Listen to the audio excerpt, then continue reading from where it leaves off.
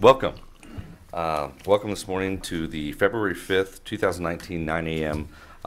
Meeting of the Hutchinson City Council. Thank you for braving the weather. Linda, please call the roll. Deckent? Here. Daveline? Here. Soldner? Here. Pyros de Carvalho? Here. Inskeep? Here. Pledge of Allegiance? I pledge allegiance to the flag of the United States of America and to the republic for which it stands, one nation, under God, indivisible, with liberty and justice for all. Gary Getting will be giving the morning prayer. Please. Shall we pray? Thank you. Our gracious Heavenly Father, we are mindful that every blessing comes from you. Thank you for our wonderful privileges and opportunities that come from living in this land of freedom. We're grateful for those who serve us in this community especially. And I pray for this chamber this morning for discussions that are made, that wisdom and guidance from you would influence our decisions. We thank you for everything in Jesus' name. Amen. Amen. Amen. Thank you, Gary. Next item, please. Item 4, oral communications from the audience. The portion of the meeting where we invite those from the gallery to come up and speak. Limit your comments to 5 minutes and to items that are not on the agenda. Is there anybody who wants to? I see one anyways.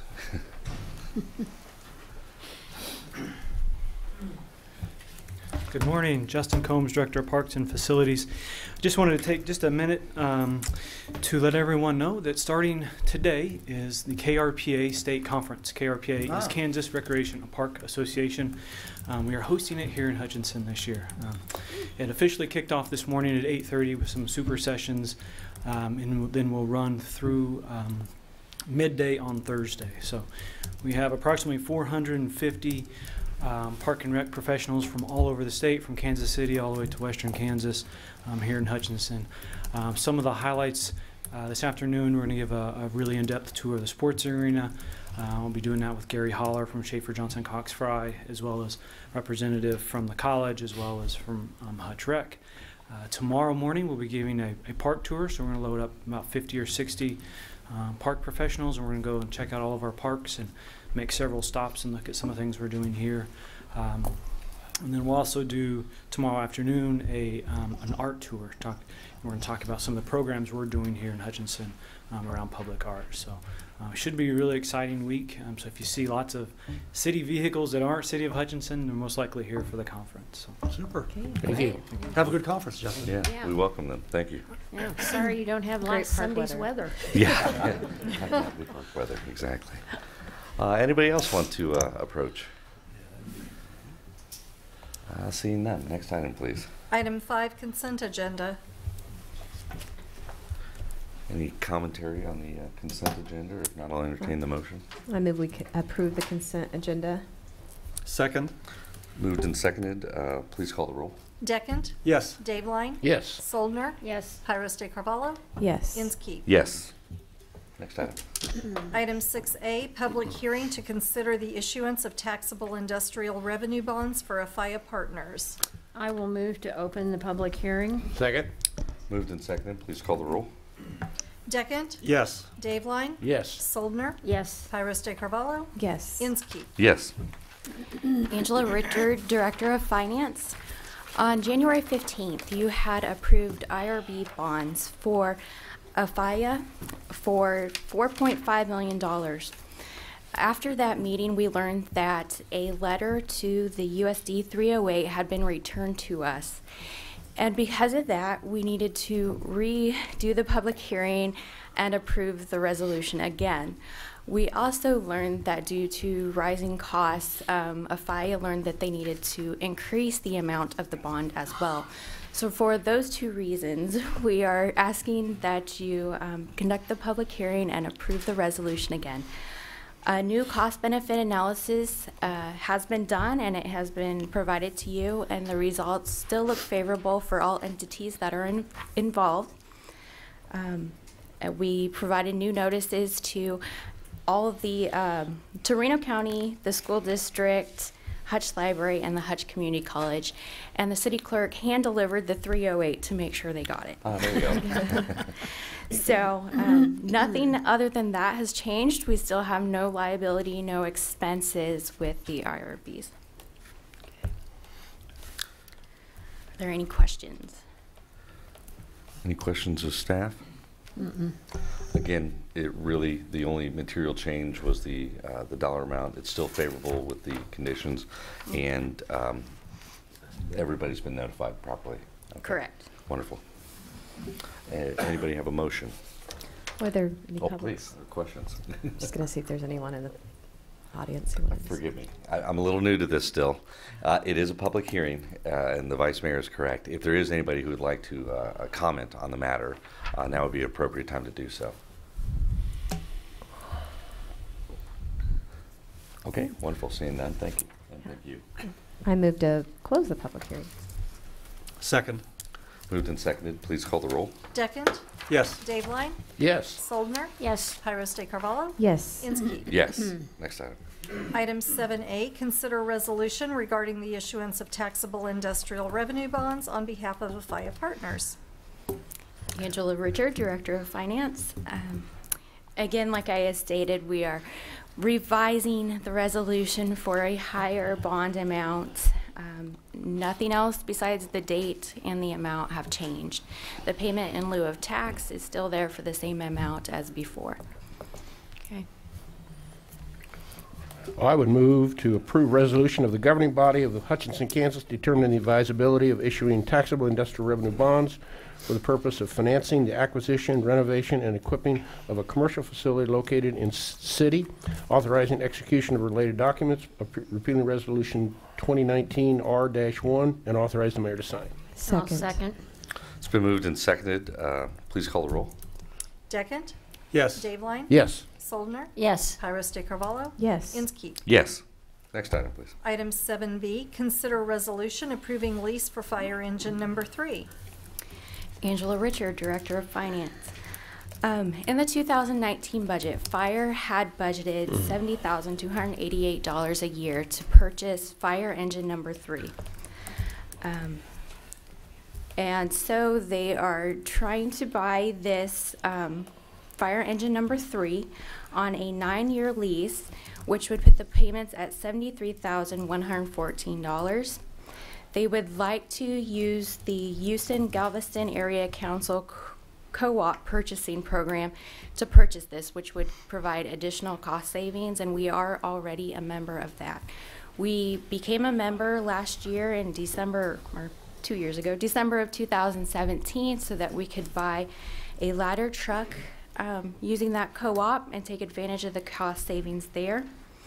With this lease, it is a turn-in lease, so at the end of 9 years, we would turn the truck back into Pierce and not take advantage of the balloon payment. That is the plan, to not pay off the balloon payment and own the equipment. We would turn it back in. And for that reason, we can only finance through PNC Equipment Finance. We can't finance it through a local bank. How do those rates compare, Angela? I calculated the interest rate that they proposed. If we're financing $650,000 and 9 payments at the $73,000 is a 0.246 interest rate. Well, so it is very low. Okay. Angela, I've got just an accounting question. If I were to look at our budget, where would I see this item in the budget document? In the MRF fund. It would be in the MRF. Equipment Yeah. reserve It would be an fund. equipment under the MRF fund? Yes. Okay, Right. very good. Yes, sir. Mm-hmm. Angela, one question, sorry, over here. I want to make sure I understood. I probably should ask you this yesterday, but we do have the option to make the balloon payment, We- right? So that is we something do that we have still the would have that option at the end of this 9 year. lease to pay that out if we feel like If we feel at that like. time. Obviously, there'll be different people maybe up there, maybe not. So 9 years? Assume so, Different yeah. people. Well, it Definitely also areas. looked like the balloon payment wasn't much of a balloon. It's Yeah. not that much higher Yeah. than Right. the other Yeah. yearly It's lease the payments. approximate value of the truck at the end of the lease. Got you. Chief, please. I'll just add a couple of comments here with the balloon payment here. One of the things that we've been doing here is really changing our business practices in the fire service here a little bit from what we've been doing in the past. I think one of the things you've asked me to do personally, and every department director, is take a look at every dollar that we spend. And in order to do that, not only did we join the Houston-Galveston, which was about a $6,000 savings, there's also about a $22,000 savings that actually didn't go in your memo, which I just got here the other day, because we're buying the truck up front, in which if we go to a local bank, we lose that savings. So there's approximately a little over $22,000 of additional savings on the purchase of what we're doing. Our history just shows our old ladder truck that we just sold here a few weeks back. We buy this equipment for, a ladder truck $1 million or whatever. The way we use our equipment and the value that they have at the end of their life was $50,000. And what we found out year 10 through year 20, the maintenance cost is so high on these pieces of equipment that it's more feasible where I can downgrade my maintenance fleet budget to offset some of these costs and for the lease purchase agreements. And so if we march everything out for the fire side of things, it makes so much sense to do this type of program. One of the things too, with a 9-year lease, we were originally going to go with a 10-year lease, but the way we have our equipment marched out, in 2021 will be our next purchase. Next year there will be no purchase. And then in 2021, and then there'll be 2028. It marches our capital improvements out in a 7-year increment down the road. So that's why we backed it up 1 year with this piece of apparatus. But it definitely gives us some flexibility. The rates are very competitive, and we get the option at the end of the lease, because if we run a truck into the ground, basically they're not worth a whole lot. Our engines we've been selling for $2,500. $2,500 when you buy a $600,000 engine. It does not make sense at the end of the day, and the maintenance costs. I have to have the equipment on the road 7 days a week, 365. I can't have them in the shop for 2 weeks to a month. And so we're just changing our whole business practice and philosophy in the fire department. Chief, hang on a moment. I think you said $50,000 on the ladder truck, and you just used the $2,500 on an engine. How long have we owned those pieces of equipment that you referenced? About engines typically are 15 years, 12 to 15 years, depending on where they're located. Trucks are typically 18 to 20 years. Okay, so we'd had the ladder truck in that range. The one that we got rid of was actually a little over 20 years old. Okay. Wow. But it probably needed over $100,000 worth of repairs on it. As of now, or how, so what were your repairs on the ladder truck or the engine truck over those, I guess I'll call them out years, the years above 9 or 10? What were the repairs? Yeah, well, not what were the repairs, the cost of those repairs on an annual basis? I don't have it right in front of me, but our budget is in the 6-digit figure for fleet maintenance, and every dime of it was spent on it. Mm-hmm. And again, on just your specific example on the ladder truck, if we would have maintained and kept in service, I would estimate it at easily $100,000 additional repairs that we would have put into that vehicle. To keep it operational? To keep it operational. Would that have been an annual thing? With that old fleet and these high-tech equipments, I would expect anywhere from a minimum of $50,000 on that piece of equipment alone a year. Okay. What do your costs tend to run maintenance-wise during those first 9, 10 years versus pretty the out much, years? Almost zero besides oil changes and tires. And that's what we're trying to do here with this type of stuff is everything's under warranty. And we're taking advantage of all the warranties that we can get or life expectancy. And so our costs in our fleet maintenance should go, once we get our whole program in place by 2021 that we want to do, we will see significant savings in our fleet in your operational maintenance plan.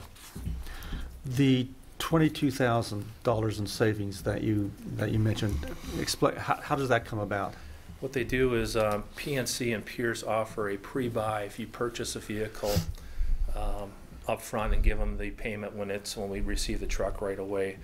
They will give a percentage, and it's about I don't know if it's quite 20% total, but they give a percentage that we've never taken advantage for in the past. We've never purchased our equipment up front that way.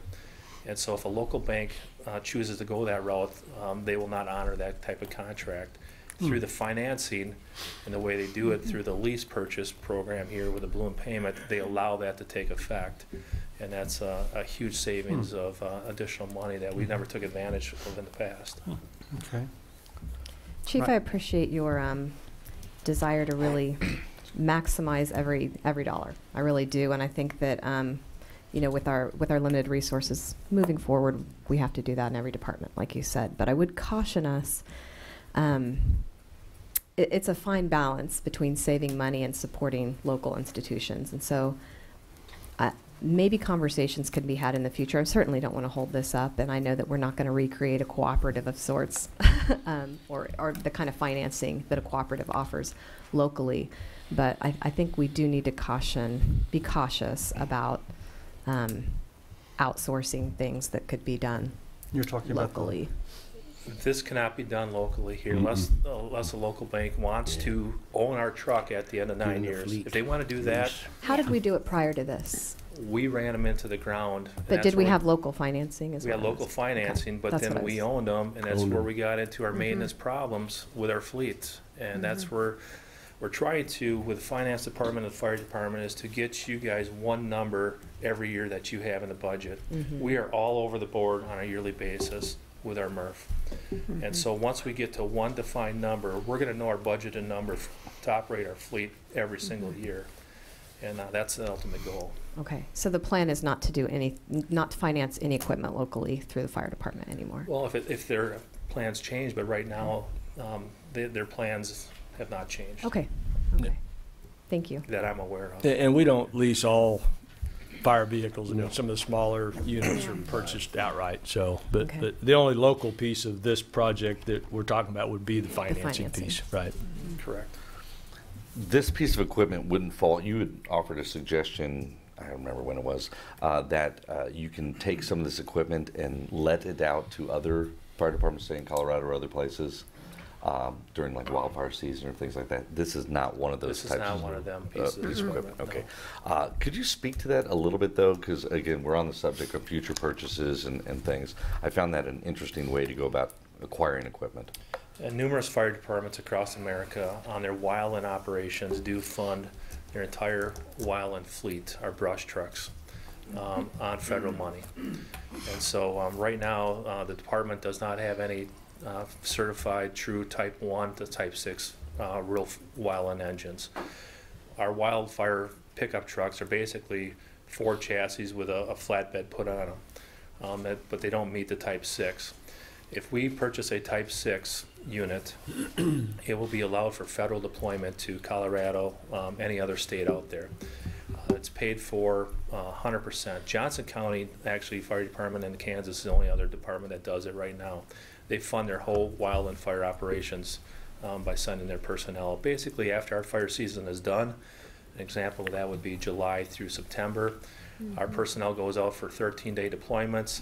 The vehicle stays out there. We send out an additional 3 to 4 individuals out there. They go work for 13 days. They come back. That vehicle makes anywhere from $800 to $1,000 a day. Overtime costs, personnel costs are all paid for by the federal government. And so a lot of departments, Denver, a bunch of Boulder, Colorado, they all fund their wildland programs through this type of program. And that's what, actually I have the contract on my desk, and we're exploring the options and what that would look like for HFD. Well, and I know we learned a great deal from our fires, which was right about when you transitioned in, about what we had equipment-wise. Was it appropriate? Was it right size? What we needed? So please keep us in the loop as you explore that. And, we'll do that. Thank you. If we let equipment out like that, does it affect the warranty?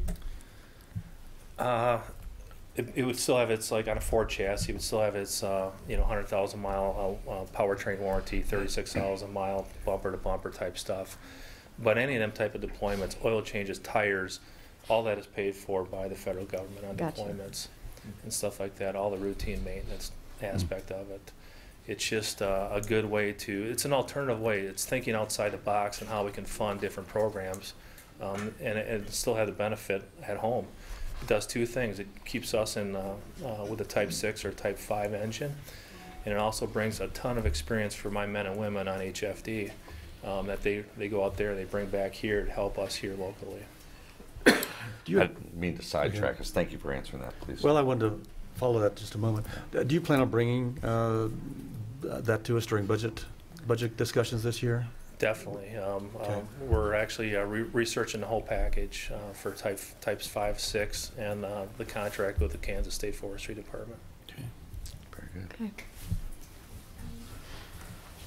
Any other questions of Chief or Angela? Or? I move to approve a resolution approving a trade-in lease for fire engine number 3 from Conrad with financing through PNC Equipment Finance, and authorize the mayor to sign the resolution and turn in tax-exempt lease purchase agreement. Motion, is there a second? Second? Been moved and seconded. Please call the roll. Deckent? Yes. Daveline? Yes. Soldner? Yes. Pyrus de Carvalho? Yes. Inskeep? Yes. Next item, please. Item 8A, consider bid approval for Southwest Bricktown Walking Path.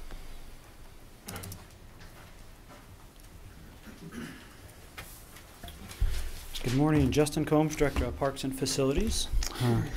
This item is for a walking path at Southwest Bricktown Park. This item was not budgeted, so it kind of came up kind of quick through a grant opportunity through the Pathways Grant, which was a grant that Huel Reno County received.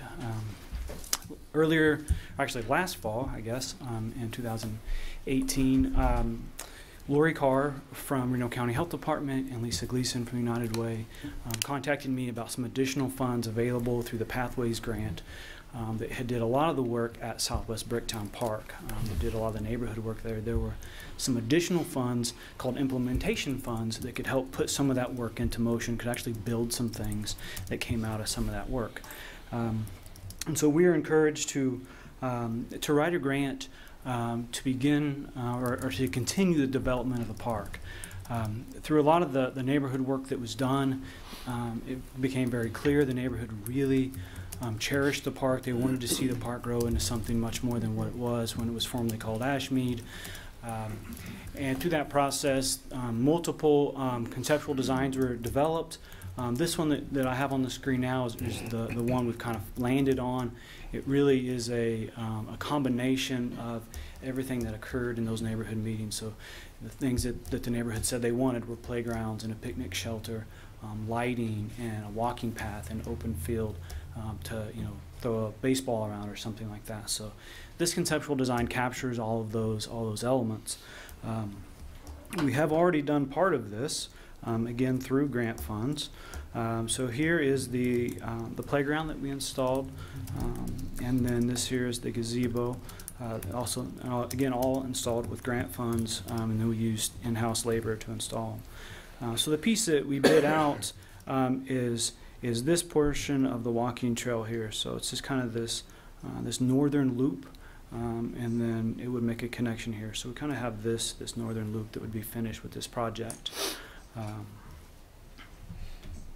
So this is just a little bit closer view of that. So approximately 700 linear feet of 10-foot wide walking path. So it's nice and wide. It's going to feel like a walking path, not a sidewalk. You see we've got these dark shaded areas here. That's because of the Westar power lines are still there. They're still an easement, so they may need to get large equipment in there. So we thicken those sections of concrete in case they need to get a big truck in there. They don't break up our concrete. So we sent this out to bid. Had 10 contractors that responded, which is always a really good thing. Low bid was Mark Borski Construction, $26,900. Because he was significantly lower than some of the others, I did call Curtis Mitchell, the project manager, had a good conversation with him, wanted to make sure he understood what we were asking him to do, and he had a full grasp of the scope of work. I think he's just trying to keep his crews busy through the winter and early spring months. So again, with this much competition, we generally get pretty good prices. The grant was actually for $37,000. I think it was an odd number, $37,065 or something. And so we have approximately $10,000 left over. So we'll use those $10,000 to purchase LED light posts to go along this the 700-foot of walking path. So Okay. Those are going to be wood, right? they're going to be ornamental. Yeah. Ornamental wood, hand carved. No, no, they will be metal poles, black metal poles. They'll be the acorn style like we have some in Cary Park. So the more decorative style. They won't look like a street light. It'll have a nice acorn top, and it'll be a LED fixture inside. So we will be installing the lights in house and purchasing those directly from a vendor here in town. So, so at the end of the day, by the time we get all this done, I'm expecting from city funds less than probably $1,000. I mean, we may have to buy some wire and a few things like that, but you know, we're getting a lot of work done for a little bit of labor and just a little bit of investment. So with that, I will stand for questions. Do recommending proceeding with Mark Borski Construction for $26,900. Justin, could you go back to the overhead, the conceptual plan? The sidewalking then kind of on that south area right there, that doesn't exist, and that would be down the road? So it kind of exists. This section here is there. It's kind of usable. This section is there, but almost completely buried in grass. And the idea is we need to do some grading on this open field. It's pretty rough, so we need to grade it out, smooth it out, irrigate it to get it to what we want, a nice kind of open field. And so we thought we could at least begin to establish this walking path. It'll be a little bit shorter now because we're not going all the way down here, but eventually we will do that southern piece, so we expand the... There is a connection there on the south end of the walking path from east to west, right? Yes. Right there? Yeah. Yep. So they'll still be able to make this loop here. The whole loop? So, yeah. And up here you see this is the connection here. There's just a blow up of that. For right now, just for funding, we are just going to extend that sidewalk straight through, and we'll do some of this landscaping in-house. And this is showing either brick pavers or stamped concrete with that brick element. We were concerned with budget, and so for now we'll just do just a straight sidewalk, and then as funds allow, then we'll come in and do some of the more decorative items to really pull that brick theme into the park. Yeah. So. Yeah. How many light poles do you anticipate having? On the north section, there's 5 LED lights, and then we'll probably add an additional 4, one at each corner on that south side. The shelter also has a security light inside of it as well. So, and then there is some street lighting as well. So, won't be bright, but you'll feel safe in there after dark. Okay. Well, kudos to Lori Carr and Lisa Gleason Yeah. for throwing this idea our way. I mean, Yeah, to when apply somebody for the tells you grant. to apply for a grant, you really should. Yeah. Ought to do it. That's a pretty sweet deal. Well, another great example of great things that are happening down in Southwest Bricktown. I was a little concerned when I saw the discrepancy, or not discrepancy, but the lower bid, but that just allowed for additional things, assuming size and scope was understood. You said it was. So wonderful. Any other commentary, questions, motion? You've outlined maybe some future projects. Is that basically what you envision in the final phases or For additional Southwest phases? Bricktown? Yeah. Yeah. There has been talk about, and it's not shown here, on another conceptual we do have where we remove some of these trees and then add a second larger shelter with an attached restroom. Isn't there new playground equipment there? Yeah, there is. There is existing. Yeah, we installed that last year. Yeah, you did that last That's year. in this, Yeah, that's in right this there. area right in Yeah, here. okay. John, you need to go down and try the zip line. Yeah. Yeah. It's not that high. I'll move to approve the contract with Mark Borski Construction for the construction of a walking path in Southwest Bricktown Park for an amount not to exceed $26,900 and authorize the mayor to sign all necessary documents. Second. It's been moved and seconded. Please call the roll. Deckent? Yes. Dave Line? Yes. Soldner? Yes. Iris de Carvalho? Yes. Inskeep? Yes. Next item, please. Item 8B, final drawings for downtown Pocket Park. Okay. Good morning, Justin Combs again. So this item really is just more of a communication just to kind of show what we've been working on with downtown Pocket Park. That's the I think the address is 13 East First. It's a building next to Hutchinson Rec Commission, kind of across the street from Fox Theater.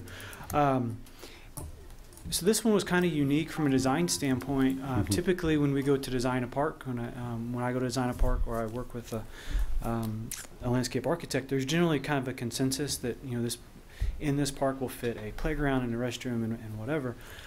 This is a little unique scenario. It's a very small space, and so I sat down with Vance Voth from Engineering Consultants, and he's like, "Well, what should we do here?" I was like, "Well, I don't know." I was like, "Well, let's just do some research. Let's just kind of Google pocket parks and come up with some images or something that just sparks your interest." So it's kind of a unique start to how this park got designed. And so that's what I did, actually. We had several people on the staff, as well as Vance, just did some research to see what other people were doing on these kind of urban pocket parks. So I've got just a series of images that I sent over to Vance of things that just sparked my imagination on what we could do there. I will tell you, I just found these on Google, so I don't have the copyright, so I'm going to go through them quick. So again, these are all just off. So some of these, are more temporary in nature, like this one, just with these pallet random park, isn't it? What's that? That's a pallet park. A pallet park, yeah. So this one is more of an actual design, more in a linear shape. The thing I liked about this image was how everything was rectangle, as opposed to, in parks a lot of times like to have nice smooth curves. So doing something more modern was kind of interesting. So again, more squares and some water features. That one. The thing I liked about this was the stone and the wood elements. And then this, again, much more of a modern kind of sleek look on some of these. So this was kind of the inspiration for our park. I actually think I've been to this park before. I believe that's in St. Louis.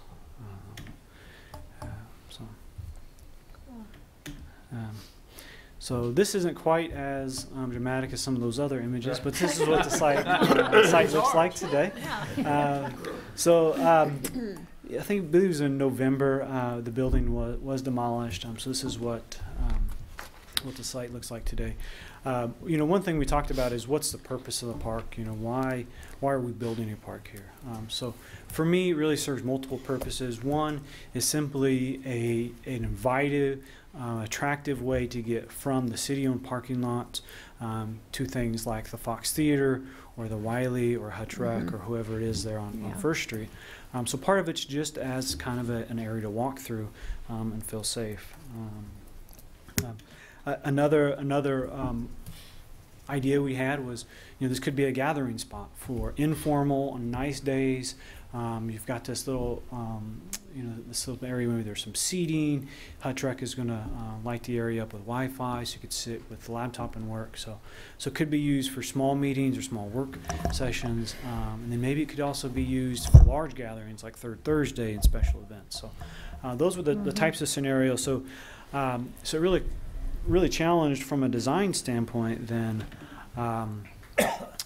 to really come up with something that fit all the needs.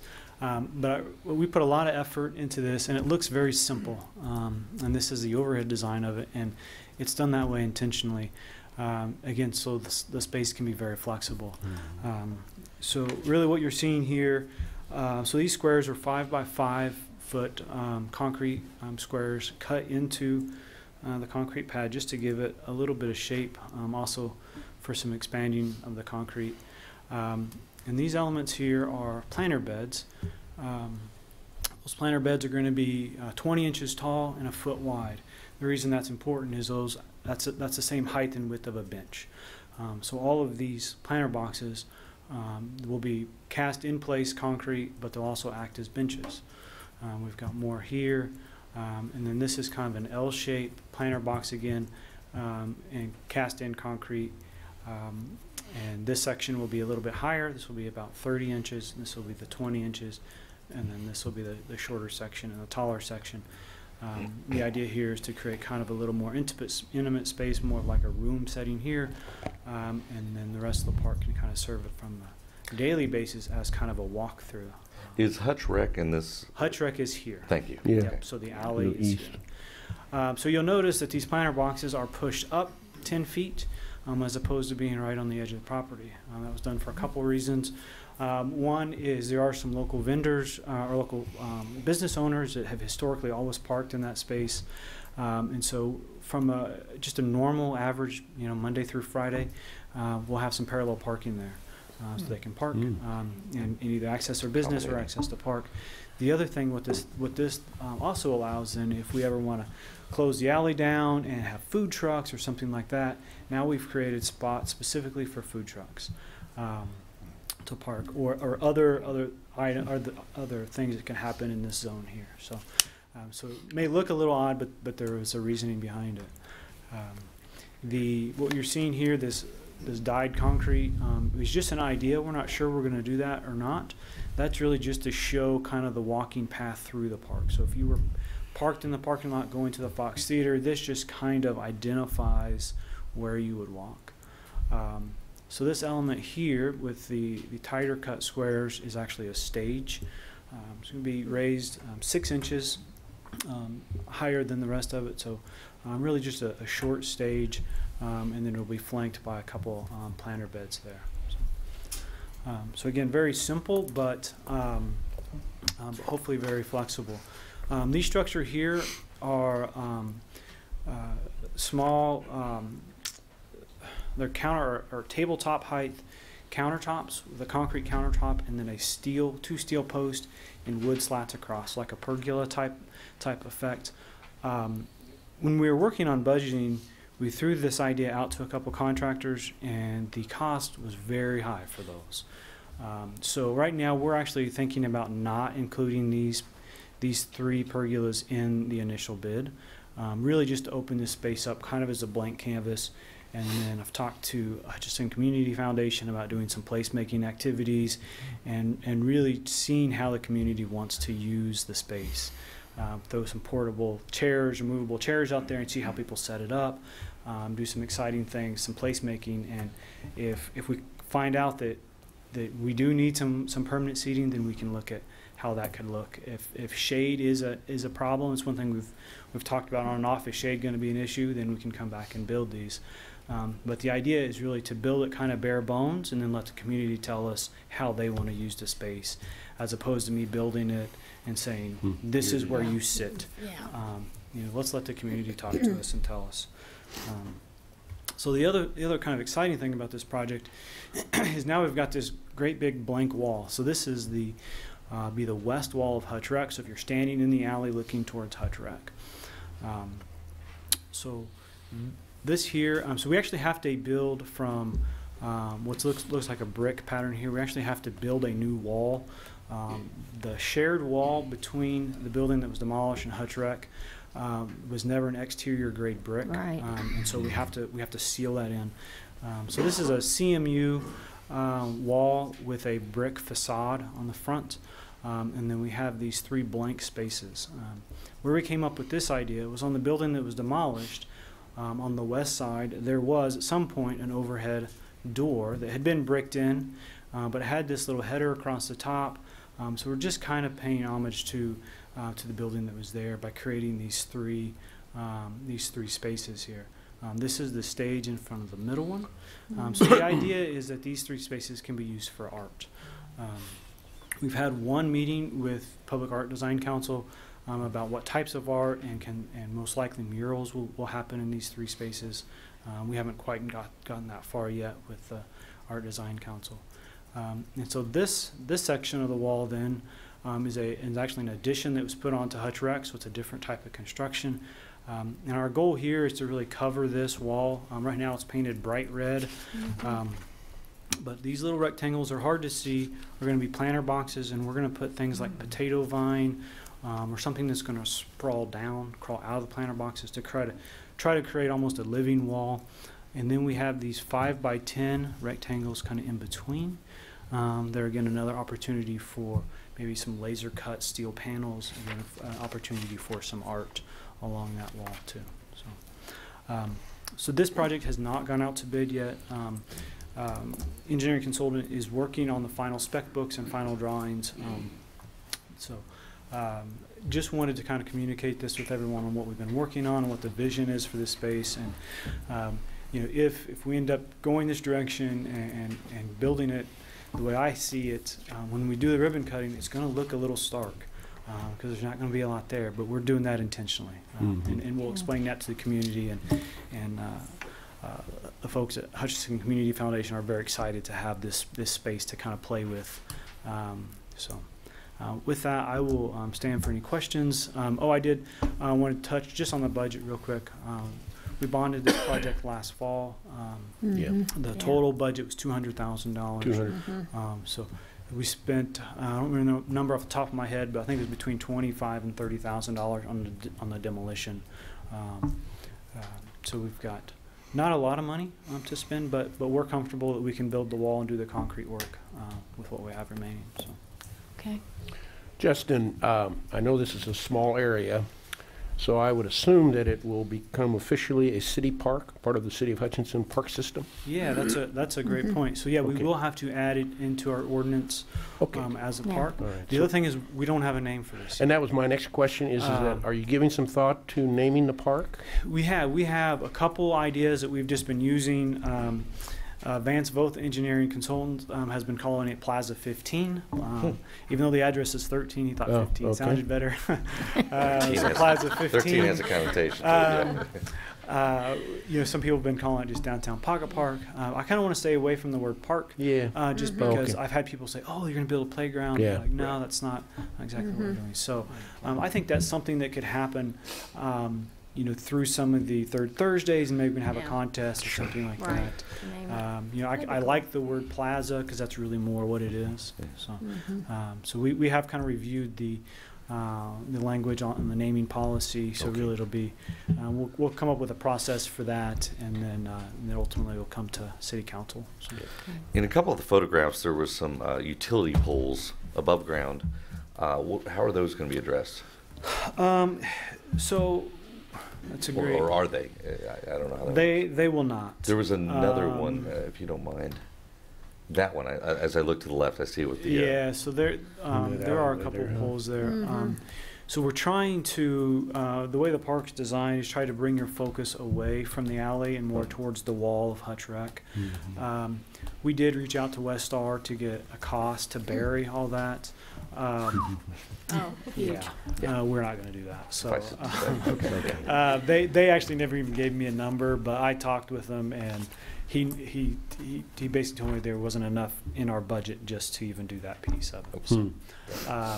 So, I think knowing that most of the activity in the park is going to happen kind of in this zone, that those poles will kind of just go away. We're asking about lighting, if Westar will let us use one of those for lighting. Right now, all the lighting will be on Hutch Rec's wall, but would like to get some lighting towards the artwork.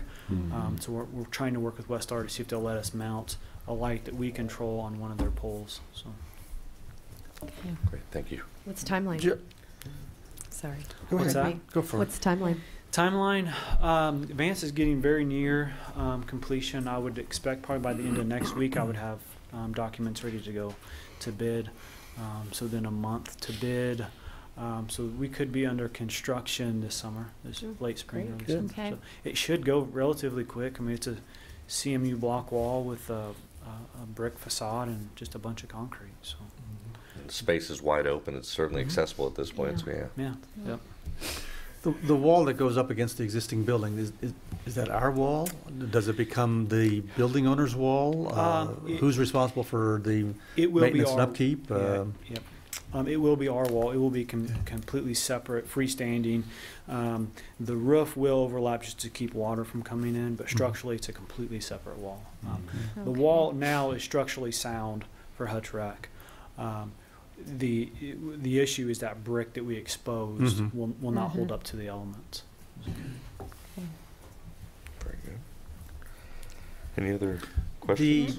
I don't know if it's an alley or a driveway, more so to the south, immediately south of there. Right in here. Right in through there. Yeah. Is that public right of way? Is that part of the parking lot? Is it? I believe it's an alley. I don't know if Jeff's nodding. He thinks that is an actual alley. It's an actual alley. It's an alley dedicated alley. And again, that's why we've put some of these here, is just to try to enclose you from the traffic and from the alleys. Try to make it a little bit more of an intimate space. So. There's a step down from the parking lot. It appears to be elevated. Does that consider that? So this will be at the same elevation as the sidewalk in front and the alley in the back. So there is a pretty good grade change from the parking lot down to the alley. Right. So we may look at, right now, the only place to cross from the parking lot into this area is directly behind Hutch Rec. There's kind of a cutout in that landscape bed. Right. So we may look at adding one in that landscape bed directly to the south. Just be cutting those curbs and putting an ADA walk through there. So we are ADA compliant. It's not exactly the quickest route or the most straightforward route. You would have to go kind of over there by Hutch Rec, and then all those grades do meet ADA. So very good. The only thing that I don't know bothers me a bit is the parking that you talked about along that western 10 feet. Yeah. I don't know. That part bothers me a little bit. Yeah, we debated about that. We spent quite a bit of time on that.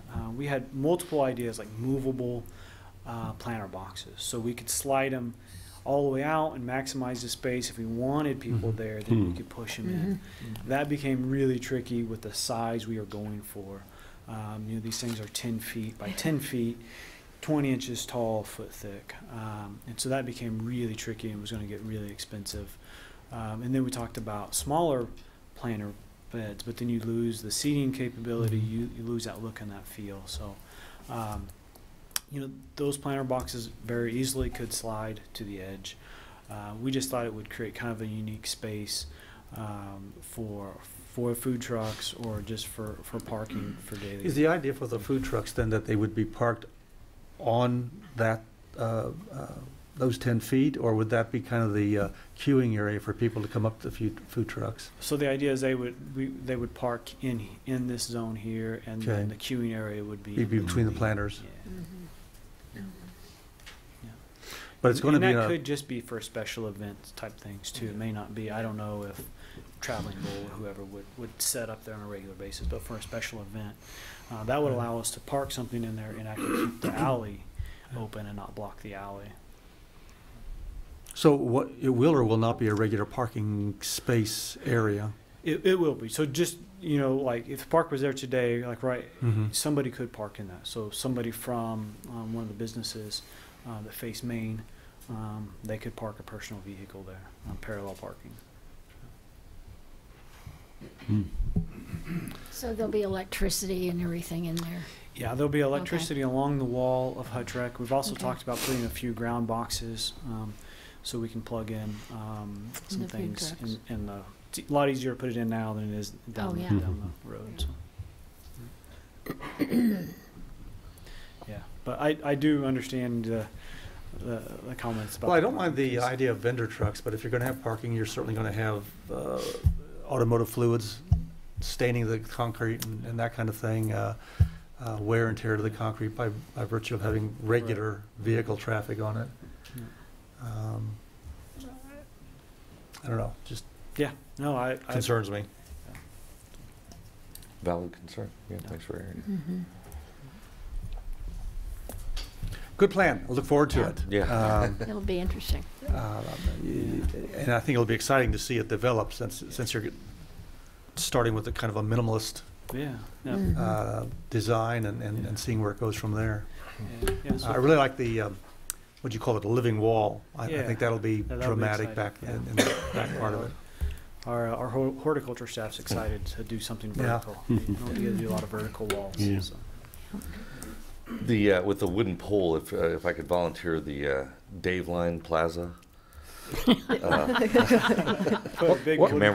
color do you want it painted?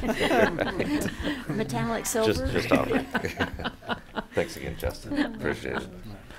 No action is needed on that item. Is there any more questions of Justin? Mm-mm. No. Okay. Thank you, Justin. Next item, if you would, please. Thanks again. Item 8C, report on 360 safety program. Good morning. Brian. Morning, Brian Glennon, Director of Public Works. The Public Works Department, Parks, and City Hall field staff started utilizing the 360 Safety Program in December of 2017. And this program was really motivated by a concern about safety. We had numerous employees that had been requesting a safety officer be hired by the city. So that showed to me that there was definitely a concern by staff about the culture of safety here within the city. And then in 2016, we had a public works employee who was hit by a car, and very fortunate that he survived that accident. But it's one of those accidents that really makes you step back and evaluate what's going on and what's going on with the safety within the city. And so through some reflection, through some research, ran across this 360 safety program that Butler County had implemented. And so we investigated that and decided to pursue that. And this program has really helped us work towards achieving 3 goals. And the first goal is to make sure that every employee makes it home safe at the end of the day. The second goal is that safety is everybody's responsibility. It's not just a safety officer's job. So every employee is responsible to make sure that they're safe and that their coworkers are safe. And then the third goal is to make us go beyond business as usual. And we've done that in a number of ways. We've got an on-call safety consultant now. We've got access to training programs, and attached to that memo that is in the packet is the training schedule for 2019. We've got monthly multi-department safety committee meetings that are facilitated by our safety consultant. We got monthly personal protective equipment audits and workplace audits. We're also doing a much more detailed investigation when there are accidents. And we're really trying to figure out what's the root cause of that accident and what can we do to prevent that accident from happening again. Then we've got monthly toolbox talks with our staff, and we're sharing these accidents and we're sharing the lessons learned, so that if we've got an accident that happened in the street department, the forestry department's hearing about that, and we're hopefully preventing that accident from happening in another department or another division. And then finally, we've got a good catch reward. So we give a $5 gift card to an employee that comes up with a safety issue or a near miss. But we also want them to kind of help us figure out, well, what's the solution for that? So anyway, and with that, I would like to introduce our safety consultant, Lonnie Courier. He's going to just share a little bit about the results of this past year. Lonnie. Wonderful. Thank you. Lonnie Courier with 360 Safety. Appreciate the opportunity to come in. Brian and John invited us in last year, and it's been a pleasure to work with the organization. Organizations this size have a difficult time organizing around safety. Usually it becomes an issue of trying to catch people and those kind of things. That just almost never works. You're never there when something happens and those kind of things. So what we try to do is turn that around and bring everybody in and get them involved in a culture of safety, and that it really has been successful for the program and for the organizations we've been able to implement with. I'm here to talk about the financial aspects of what's going on and how much it helps. It is a huge impact when you start looking at these dollars, and that's kind of one of the reasons we got in here, as well as the incident that occurred. So I'll talk about that. I'll try to go through this pretty quickly, but because I want to give the time to the folks that have really been doing the hard work, which we meet with your people in each of the zones that we've established, who become zone leaders and kind of champions for the program. And it's one of those things, me personally, I was injured in a work comp accident many years ago. I taught school for about 16 years, typical industrial arts guy, right? Got my finger cut off. Got it caught in a metal lathe and don't know how it stopped, but fortunately it stopped at 1 instead of getting all of them. It totally changed how I taught school to my students, and had a big impact on me for the remainder of my career. It happened early in my career, and fortunately never had a student that had that happen. When I got into the insurance industry, and you know, we developed, or we're part of developing this program with a guy out of Michigan that does this with automobile manufacturing facilities up there, and so we're the Kansas affiliate for the program. But in terms of how that comes down is just what I was mentioning, is it's personal. When something happens, you know, the impact on that employee or their spouse or those people, we try to bring that back to the committee and talk about, and have them talk about with their zone. You know, would they want to have to be somebody that goes and talks to that spouse or their kids about something that just happened today at work? And you know, God forbid it's the worst case scenario, but it's even, you know, a bad case scenario is very unfortunate. And again, it does come back to a huge cost to the city when you start talking about these claim dollars and those kind of things. But the human level is where we really try to focus and get the change started. So with that, I guess if you guys have questions on any of this, I'm going to zip through a lot of this, and you know, at some point you may say that that's a lot of information in a short time. I'm just going to try to make it presentable and not take your time up, and let these guys speak. So Appreciate it. Thank you. this was where we started. These were all the claims that you guys were having on work comp. If you look at this page, you probably can't see it, but the little circle there shows 610,000 in open reserves on claims. Open reserves means somebody had a shoulder injury and they haven't had surgery yet, so they put a reserve out there for the claims dollars that would still be allotted for somebody that might have an injured shoulder and have to have surgery later on. So those are huge dollars that are impacting the city, and you know, it's the typical thought process. Well, it's insurance pays for it, right? So we don't have to worry about it. No, when you're paying insurance on work comp, it's a dollars in, dollars out. The city is paying for it one way or the other. So those are huge dollars once again. So with what happened with what time frame is this? What is it? 2017 or let's see, it was 11/17 is when I ran the report, and that is 11/17 is when I came out to meet with you guys and talk about this, and that was just the number of open claims. You can see some of those claims dates. I believe accident date. No, I was just wondering whether that was in a year or 2 years or 6 months. So it's a year's worth. Yeah, it's 17, 16, I think 16 maybe. There's a couple 3 years there, but still, it's a huge number of open claims to have on the books. Does it indicate what the mod rate is during that time frame? I don't have that. I don't handle the work comp piece, so I don't have that information. You know, that's something that I will try to work into the framework of our presentation in the future, because it is a huge impact. But no, I don't have those numbers exactly. There was a lot of numbers I couldn't see it, so I wasn't sure if there's indicated on it. So please.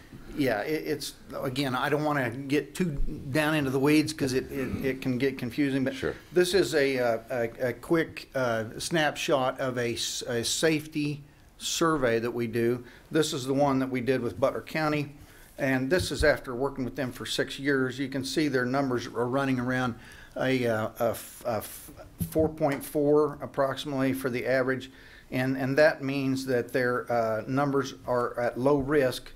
And so we did this. I wish we would have been able to do it with the city prior to starting, because I think we would have seen where the numbers were, you know, as far as safety awareness prior to that. But I will show you here in a little bit the numbers after 1 year, and they look pretty similar to this Butler County thing. So I was impressed with the progress that your people have made in just 1 year, as compared to what Butler County has done over a number of years. So again, that's just a snapshot of some questions we ask on a survey and how they are performing. This is Butler County's results, and this is why we were out here, because as Brian mentioned, he knew we'd been having success with them. And so this is their results after 6 years. And you can see, you were asking about those numbers on experience mod. they had historically been for 20 years around the 1.1 down to 0.94 experience mod calculation.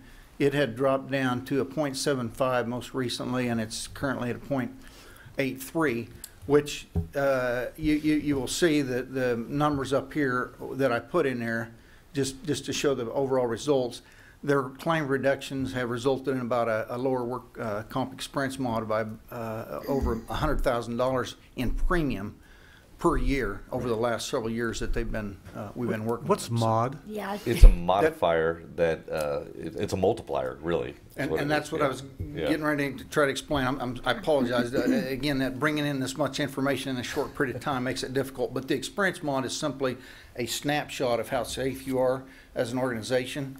They take a 3-year period and look at your claims. If you are above average, then for your type of industry, your size, then your mod will go up. If you're below average for your industry and your type over that 3-year snapshot of claims, then your mod will go below 1. So a 1.0 just basically means they take your premium times 1, and it stays the same. If you have a lot of claims, I've seen mods as high as 1.5 or 2, and you end up paying 1.5 times on your premium or 2 times on your premium. So it's a big calculator on how much you're paying for your premiums for workers' comp. So again, I don't have those calculations for you guys, but it will have a definite impact on. I'll show you your claims this year, and you'll see the potential impact for that moving forward. Any other questions? Again, I hate to bring in this much info in such a short time frame. I wanted to show you the things we do. Again, he talked about safety committee meetings every month. We're meeting with these people. We have training, web-based training that they're taking, and they've all assigned their own training courses for the year and done a great job, by the way, of organizing the number of departments that they have. We have an accident investigation team and forms that they use to make sure that they are looking for root causes and developing a corrective action.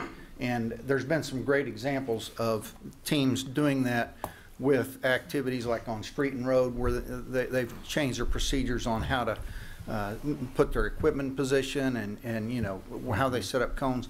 A lot of items that they've actually taken excellent action on making improvements. So here's some of those root cause analysis forms and near-miss forms. This is PPE. We make sure that they have correct PPE or personal protective equipment for the jobs assigned, and they've all made improvements on those areas as well. It's audited each month so that we know that everybody's tracking it and not allowing people just to go without. So they're doing a great job on that as well.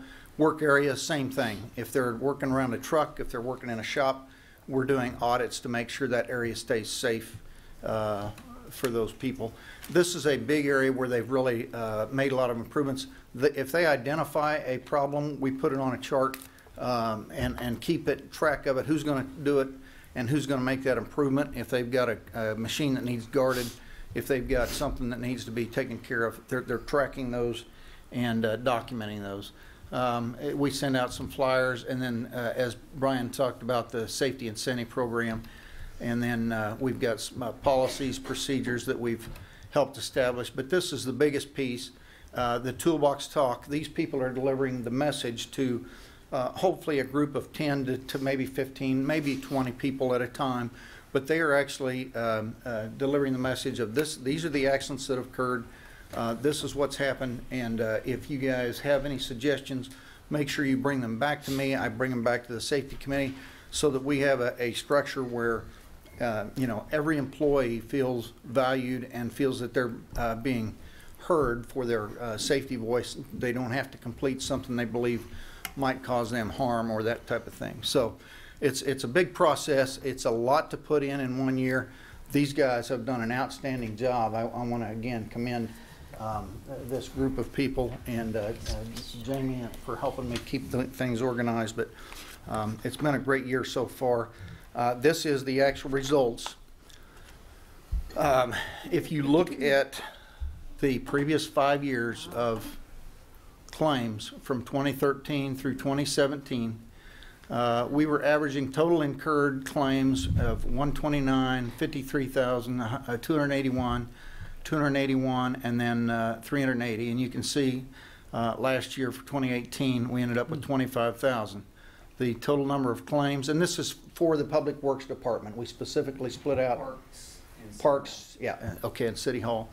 We split out those, and so you can see it averaged 41, 23, 21, 22, 31, and then this year 11. So just by the fact that we have implemented these strategies and really focused on things, you can see it does make a difference. And by the total reductions, I can tell you, OSHA will tell us that for every claims dollar that occurs, there's about a 1.25 somewhere in there. I mean, sometimes it's higher on a small claim or bigger or lower on a small claim, but there's about a 1.25 multiplier times that claims dollar for every, because you have things like you have to hire somebody to fill in for that person that's injured. You have to pay overtime. The supervisor has time.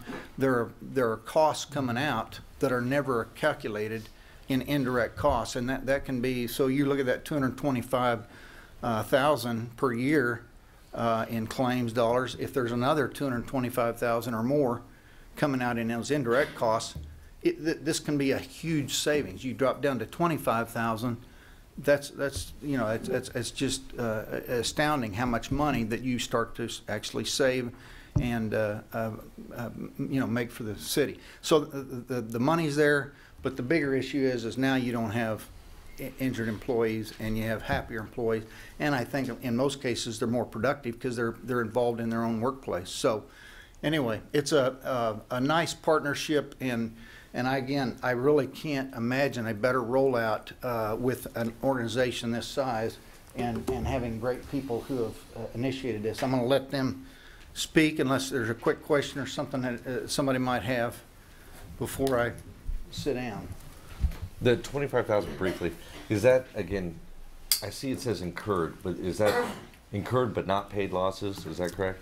Incurred includes everything. It is. Yeah, incurred. The reserve. It's right. It includes the reserves, the paid, everything. Okay. So those are incurred so far. Now there's a possibility that somebody could have a reserve go up because, but at this point in time, that's where it stands. So thank you again.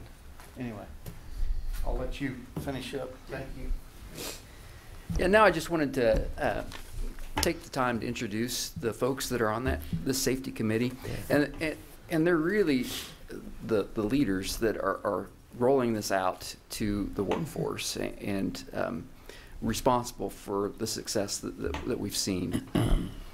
So to start, Jamie Duncan, and Jamie is our administrative staff aide at Public Works, and she's kind of the main coordinator of all this information that's going back and forth between us and Lonnie. And she's also making sure that the audits are being turned in and the training's getting done by all the staff. Joel Davenport, he's our water and wastewater treatment superintendent.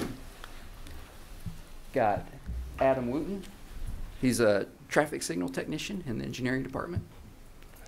Got Mike Post, building inspector. Currently injured. Yeah. Yeah. Not on the job. Not on the job. Not on the job, to be fair. Let's see. Richard Buller, a street supervisor. Chris Harrington, water maintenance supervisor. Then Sean Thomas and Ed Bellevue with the parks, and I don't believe they're here today. And then finally, Roger Wacker, who's our lead fleet mechanic. And Roger's just going to share just his perspective on how the 360 safety program is going. Good morning, ladies and gentlemen. Roger Wacker. I'm the lead fleet mechanic for the City of Hutch. I am one of 6 technicians that maintains the total fleet. That includes fire, police, and all public works vehicles. And of course, in that environment, you know, there's hazards, there's chemicals, there's fuels, there's oils. So what I'm going to share as a zone leader for the garage, some of the things that we've run across. You know, we thought we were had all of our ducks in a row, so to speak. And then you find out, no, not really, you know.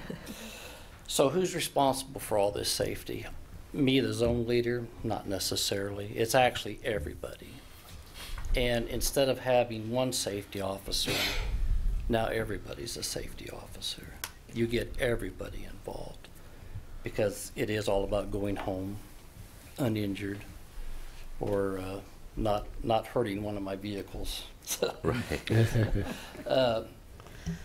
So when the program rolled out, I would say, you know, it was a little confusing for everybody at the beginning. But now that we've come into this thing,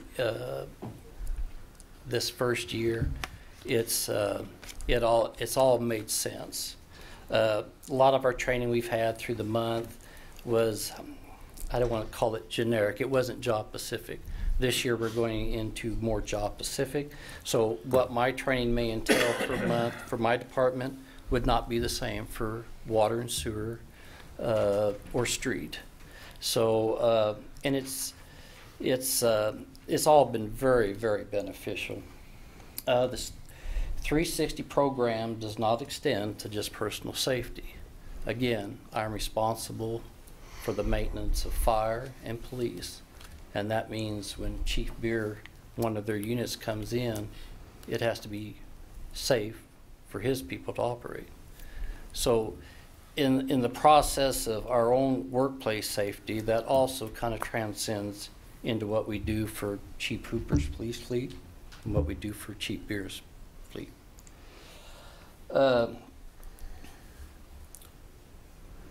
Many safety concerns over the past year have been acted upon towards resolution. I'm just going to cite a few examples here. Dump truck. Unfortunate, but let's say the bed didn't get lowered as it went through some opening space, and some damage occurred. No injuries, but what that brought about was, okay, what was the cause, and how can we fix this? Mm-hmm. And that's what it is. This is all about finding solutions before we have something really go wrong. And so, again, my responsibility is, let's come up with some warning device within the truck.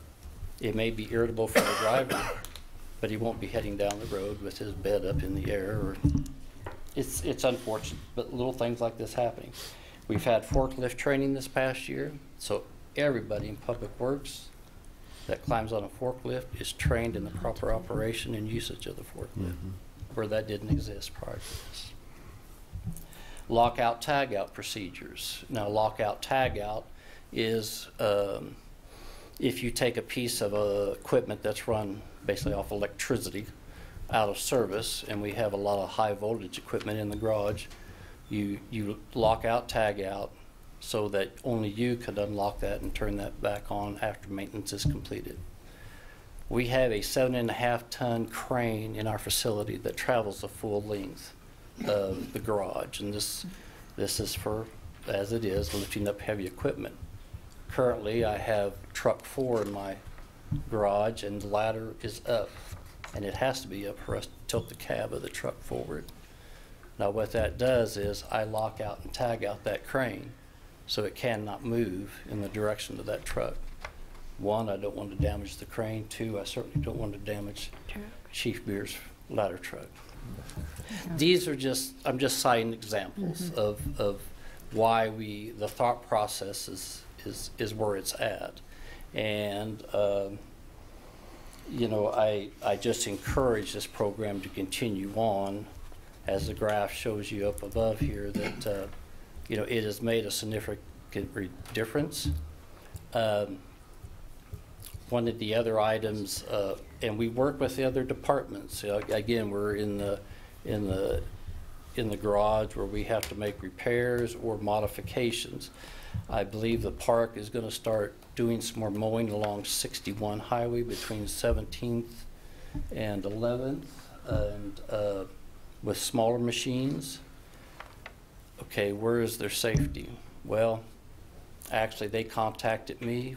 These machines now have safety warning lights mounted on them, slow moving signs mounted on them, just for that visibility for the traffic, to let them know they got workers out here on the side of the road.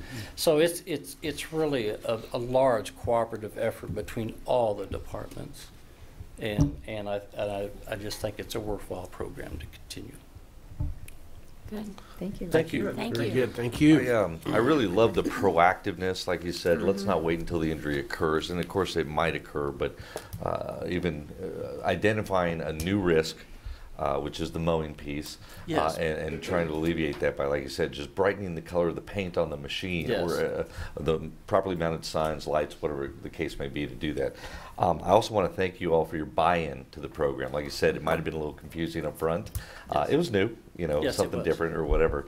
But I think we can literally see the return on investment with what's going on. Again, I'm a dollars and cents guy when I'm sitting on this side of the deal, but I'm a human being as well. And I love that only 11 folks had to suffer some sort of injury versus a peak of 40 plus or whatever it was. So those numbers are reflective of a much better trend. And then I guess my next one would be, and to Brian or others, where do we go next? I know this is in these departments, but is there other departments that we can identify? And maybe that's somewhat rhetorical, but go from there. Again, thank you all. Thank you. Yes, thank you. Good, thank you. Thank you. Brian, a question. There's a cost associated with the program. Right, there is. Would you talk to that just a little bit? Yeah, it's about $26,000 a year for the program. Small in comparison when you're looking at that. It'll be really interesting to see over the next several years how well those decreased claim numbers and costs carry through. But pretty minimal compared to a it is just a $350,000 savings. Right, Yeah, you can't. exactly. Yeah, over time. Work comp is a legitimate expense. Again, it's one of our personnel expenses that and if it's at all manageable, and again, accidents do occur, no matter how safe we attempt to be, they will happen. But the consequences of having good results like this will pay dividends to our bottom line over time, as long as that continues. So, again, thank you. Very good. You know, Thank I know this is viewed as an internal, systematic approach to improve safety, but with our new communications person and so on, I'm wondering how we might, or give some thought to how we can openly communicate this to the public in terms of the commitment that that you and the city staff and the employees are making toward this. These are great strides, and I've been on here for 6 years now, and this is the first time I've heard anything to this depth, and so I applaud you. But think about that in terms of perhaps ways that we can openly communicate to the general public in terms of this new safety program, because I think it's a real credit to the city staff. Okay. Yeah. Very good. Thank you. Thank you. Yeah. Thanks, Brian. No action was needed on that. Next item, please. Item 8D, consider bid approval for residential street maintenance project and Rice Park parking lot maintenance. And I might interject, I only apologize. I've been told that sometimes I have a tendency to run long. Is there anybody who wants a break at this point? Maybe about 15 minutes. In 15 minutes? 10 or 15. Okay. I'm sorry to interrupt. That's okay. Please. That's all right. Jeff Peterson, the Director of Engineering. Last week, we opened bids for the city's annual residential street maintenance project, which we actually combined with the Rice Park parking lot maintenance project this year. They were combined because they're kind of similar types of work. So the location map shows the locations of the residential street maintenance or the chip sealing type projects, which is primarily in the south part of the community, south of 11th Avenue. So that's kind of that. I also have a map of just the parking lots over at Rice Park that's going to have some maintenance taken on them also. So we had two bids. We had the low bid of $818,397.26 from Circle C Paving and Construction. It was below the engineer's estimate, as well as the project budgets that have been approved under the CIP projects also. So the completion date for this project, or these projects, is August 2nd of this year. Are there any general questions on anything at this point? We had some conversations and discussed some of the discrepancies between the engineer's estimate and specifically to the Rice Park project. Right. I think I identified the mobilization Yep. was one of the key ones that was an outlier, if you will. And then when I went back up to the residential street maintenance, I noticed that it was also off there on the Right. mobilization side, based on what was actually bid by the two bidders. Could you speak to that for a minute? Actually, for the Rice Park parking lots, this project was bid as a standalone project last fall, and we didn't have any bidders, so I was a little gun shy, I guess I would say. So I was erring on the safety side, but being cognizant of what the overall budget was we had for that, the CIP project. So I think we got some economies of scale by bidding them both together. So is me being conservative, I think, on the estimates. Sometimes the mobilization costs involve a number of different things like insurance, some bonding costs, and things like that. For this project, with the chip seal, they move in all the rock and stone, you know, in the 2 or 3 months leading up to the project and stockpile it here. So some of those trucking costs might have been included in there. It's just a number of things. So sometimes they put it in the mobilization cost, or sometimes they can put it in their unit price costs. So yes, there are some discrepancies. I can see that. So. Okay. Well, and then maybe that answers it too. Maybe the 19,000 mobilization in the street maintenance and the 19,000 Rice Park, if you actually combine the two, that's 38, and that nets about what the total mobilization costs are for both jobs. So, okay. So it just depends kind of where they put them in the bids. Gotcha. Any others? Brian, would, on the street maintenance, talk just a little bit about the double chip versus single chip and the why or why not, as the case sometimes may be. in the double chip, we put them in the areas where actually we have a little more traffic, or areas that might just need to be sealed a little bit better. We do take and go out and look at those locations. So we also have the fog seal, like around the schools and things like that, so we can put the traffic markings and things like that. So there's a number of things that kind of go into each of those items. So good question. It's been a minute since I've asked. Whatever happened to our study that was conducted by the band? That's just what I was Were you thinking. headed that way? Yeah. Thank you, Nancy. Actually, we had a conference call with them last week, and we're providing some information, and we're hoping to have some results prior to kind of get into the budget season on that. So the entire intent of the deal was to identify where to Yeah. prioritize which streets, Right. which one might require double seal chips. And you're right. So we are kind of in the process of kind of finishing up the information they need from us to kind of put it into their, what I would say, their model or their analysis of what the conditions of the city streets are at this point. Okay, so these were selected based on the previous prior examination that they conducted. But we also have been trying to, instead of having a street here, a street there, all over town, trying to do a whole area to at aggregate once. them into one area, so there's not quite so much mobilization costs or trucking costs and things like that. So we may still work toward that end, so we have a project, so we don't have like one street that's 2 blocks long left in an area. I understand your logic there. There's a give and take there. Yeah. Jeff, I would say that this is the question I get more than probably any other one on council. Okay. People are always asking when their street is going to be repaired. So when we get the results back, will that enable us to identify areas like 3 years out, and how's the best way to communicate that? And that's a good question. I think we want to begin to do that a little better than we have in the past. Some of those areas do change because if we have a different winter or something like that, we might drop one off and put another one on. So those don't always, I mean, the residents in that area may not appreciate that, but we try to do it more as conditions apply to what needs it and what doesn't. That's why we kind of went to these areas, at least for the residential portion of the project, just to have like quadrants we're working on and kind of work through the whole city over a period of time, so we do have a little bit better idea of that. So, and you're right, we do need to put that out a little bit better if we can. So hopefully we're going to try to work. The reality is with roads, it's never going to be happy. It's a work in progress always, but you're never we do going to have keep some everybody control happy. over some of that. We do. Yeah.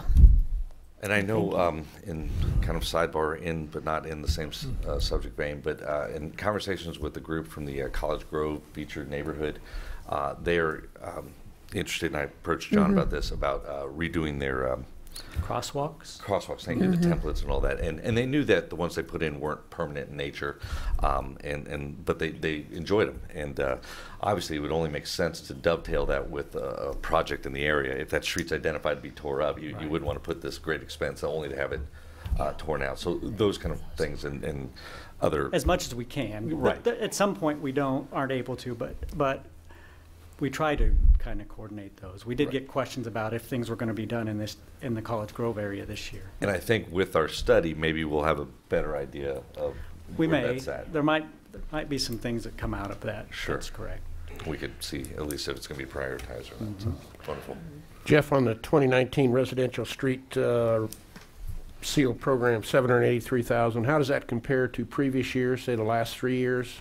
It's actually pretty consistent with that. I didn't look up that. I think last year was like a little over 800,000 we had available, and that's just by memory, so my memory might have changed. Yeah. But, so not substantial? Not substantial. The costs have been pretty consistent. And the costs have been pretty consistent. The size of our project this year was reduced by a little bit because of the budget. Because of the budget. So we did have, I believe, some taken out of it. Yeah, we cut, you recall, in 2019, we cut 100,000 out of the street program, and 18, another 100,000. So over the past 2 years. So it does impact it. Yeah, so that's impacted as much. That's impacted. Yeah, a little bit. Okay. So I guess I do recommend that the City Council approve the bids and authorize the mayor to sign the contract with Circle C Paving and Construction LLC for $818,397.26. Jeff, related to streets, but not to this type of maintenance street, potholes. Yeah. Does frequency or quantity of potholes have anything have some impact on deciding where to do some of this?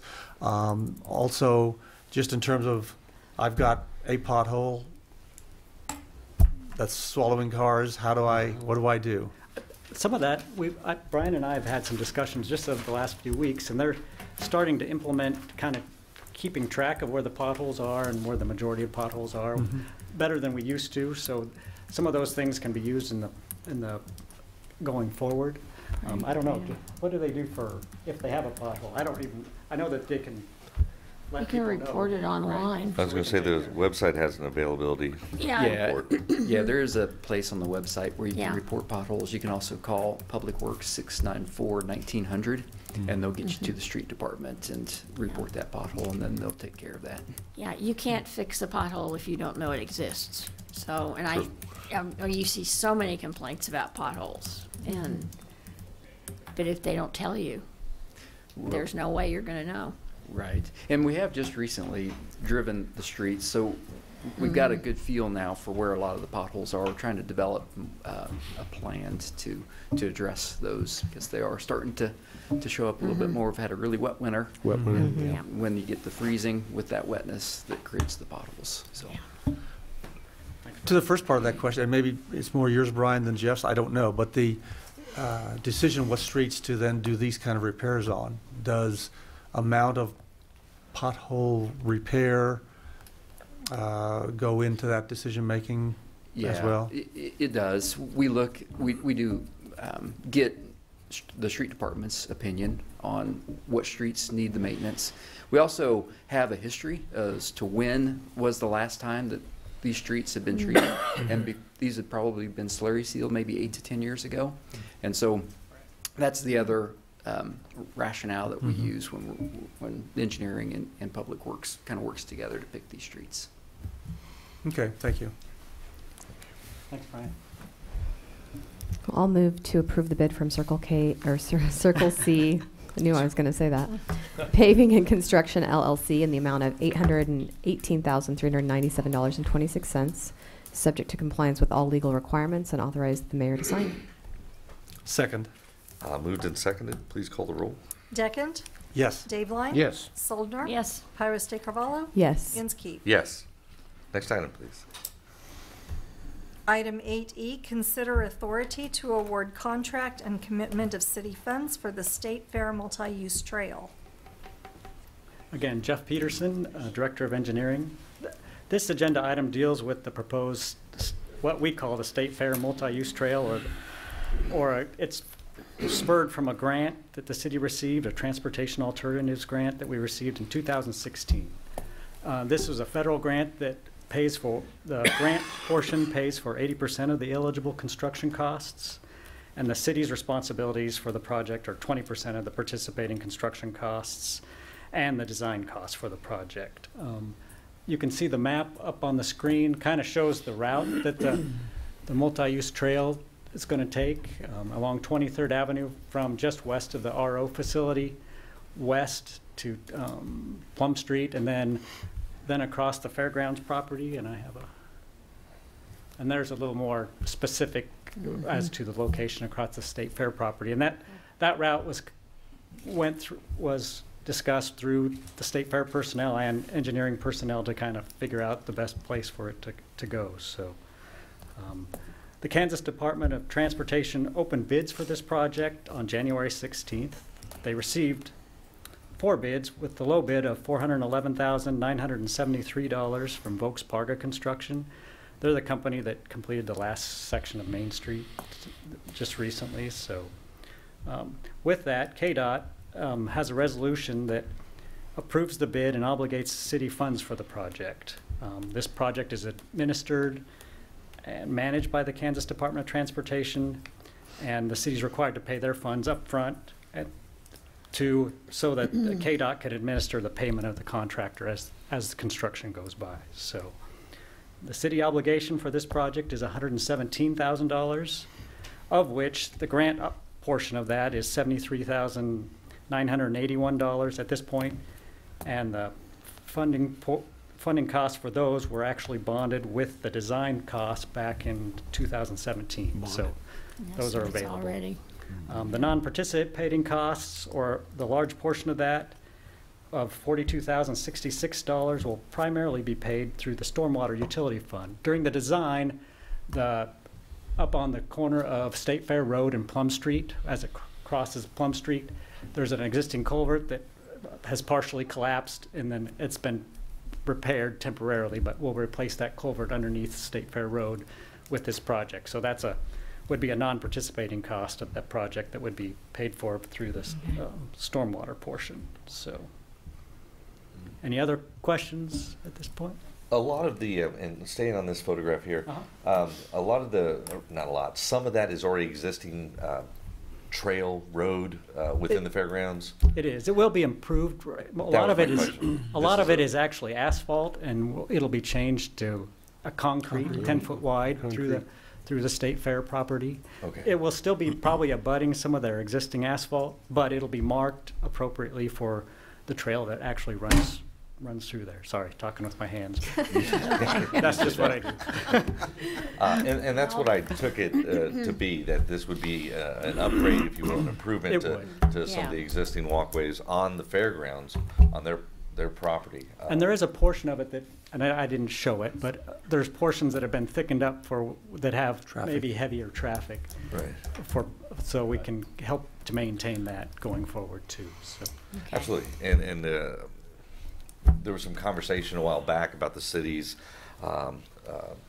contributions, if you will, to the state fairgrounds and other things like that. I think this would be another example of a contribution that the city has made to better the fairgrounds and illustrate that we do value that also. It's going to be a public use situation. The fair is only for a certain amount of time. I recognize that. And I think it will bring value. But just even along the parking lot over there by the RO, it would be a great access, so people can, instead of walking across the parking lot, at least walk on the sidewalk to get there. Yeah. So I think there's more than one benefit. Oh, absolutely. I see it as well. Yeah. So help my feeble mind understand on Main Street the ingress egress there. Will there be an opening there? There will be an opening. That is correct. That doesn't exist today. Correct. It doesn't exist today. It'll be the fence will kind of come back to an area with a gate that'll remain open most of the time, except during the state fair or other events that may cause that to need to be closed. So So we'll have some kind of signage that will. there's signage and some markings also. Okay.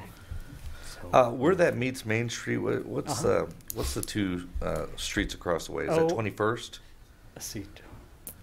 21st, Yep, 22nd. roughly 21st and 21st. 2nd. It's real correct. close to 21st. And it's the existing sidewalk that was put in there through the street, the Main Yeah. Street project, it's 10-foot wide. So It is, it's it meeting is, up yeah, to that substantial, 10-foot yeah. wide Nice. sidewalk that's already Okay. existing. So Any thoughts of entertaining a means to cross Main Street in that vicinity? Is that part of well, this? it's not part of this, Okay.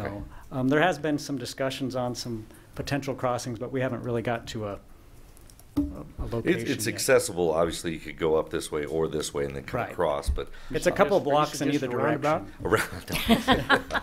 Hadn't gotten there, but Hadn't yeah. gotten there. On Main Street. It is. Main Street. I mean, the nearest, stoplight would be like at 26th or 27th or Certainly. 25th, I mean. So 25th, there's some stoplights available, or 20th Right. during the fair, but that's when it wouldn't be open, or Right. 17th. So there is a little ways to go before you can get out and around across the street at this point. Reference was made to the fair and the trail not being usable at that time. What other times or how much other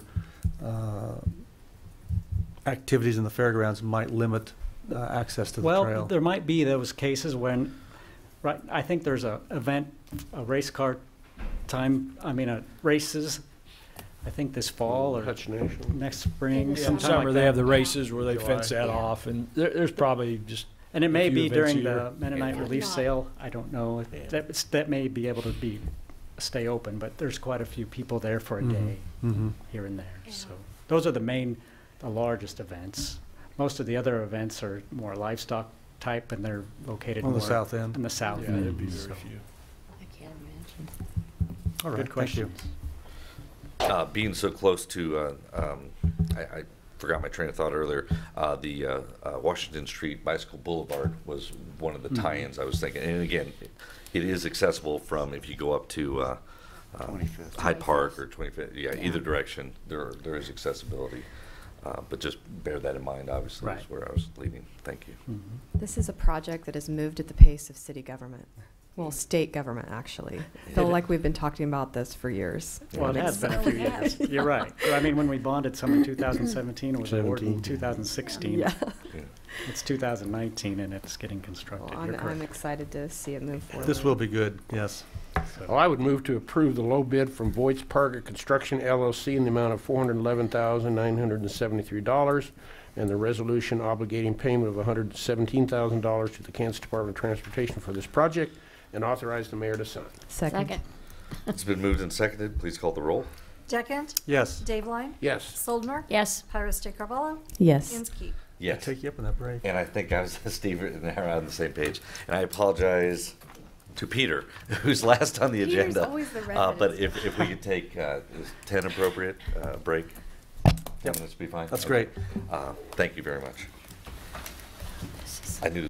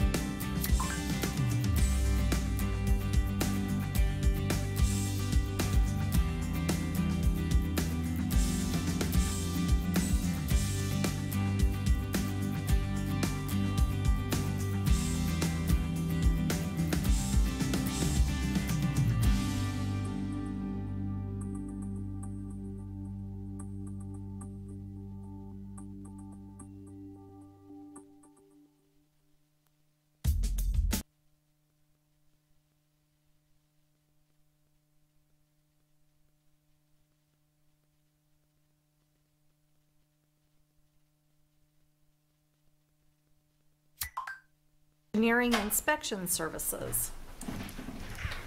Hello again, Jeff Jeff. Peterson, Director of Engineering. This item also concerns the multi-use trail. The city submitted a request and received approval from KDOT to complete construction engineering inspection services during the construction of the trail.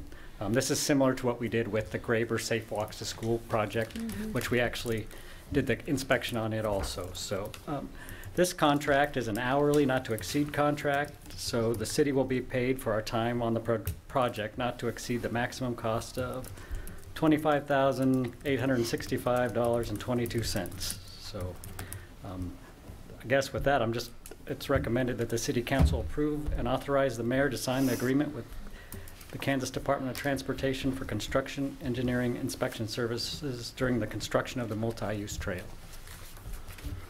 Any questions on that, or?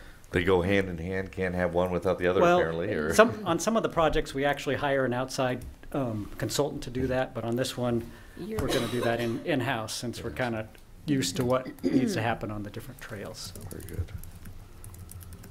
I would move to approve and authorize the agreement with the Kansas Department of Transportation for the city to provide construction, engineering, inspection services during the construction of the multi-use trail and authorize the mayor to sign. Second. It's been moved and seconded. Please call the roll. Deckent? Yes. Dave Lang? Yes. Soldner? Yes. Pyrus de Carvalho? Yes. Inskeep? Yes. Next item, please. Item 8G, Hutchinson Regional Airport 2018 Annual Report. And the most patient man in the room.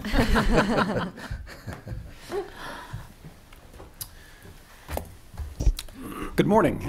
Peter Miller, your Hutchinson Airport manager. So why am I here today? Well, a couple different things. I hope you know. Well, I do know. I'm going to give you a real quick kind of overview of kind of what I plan to do here this morning.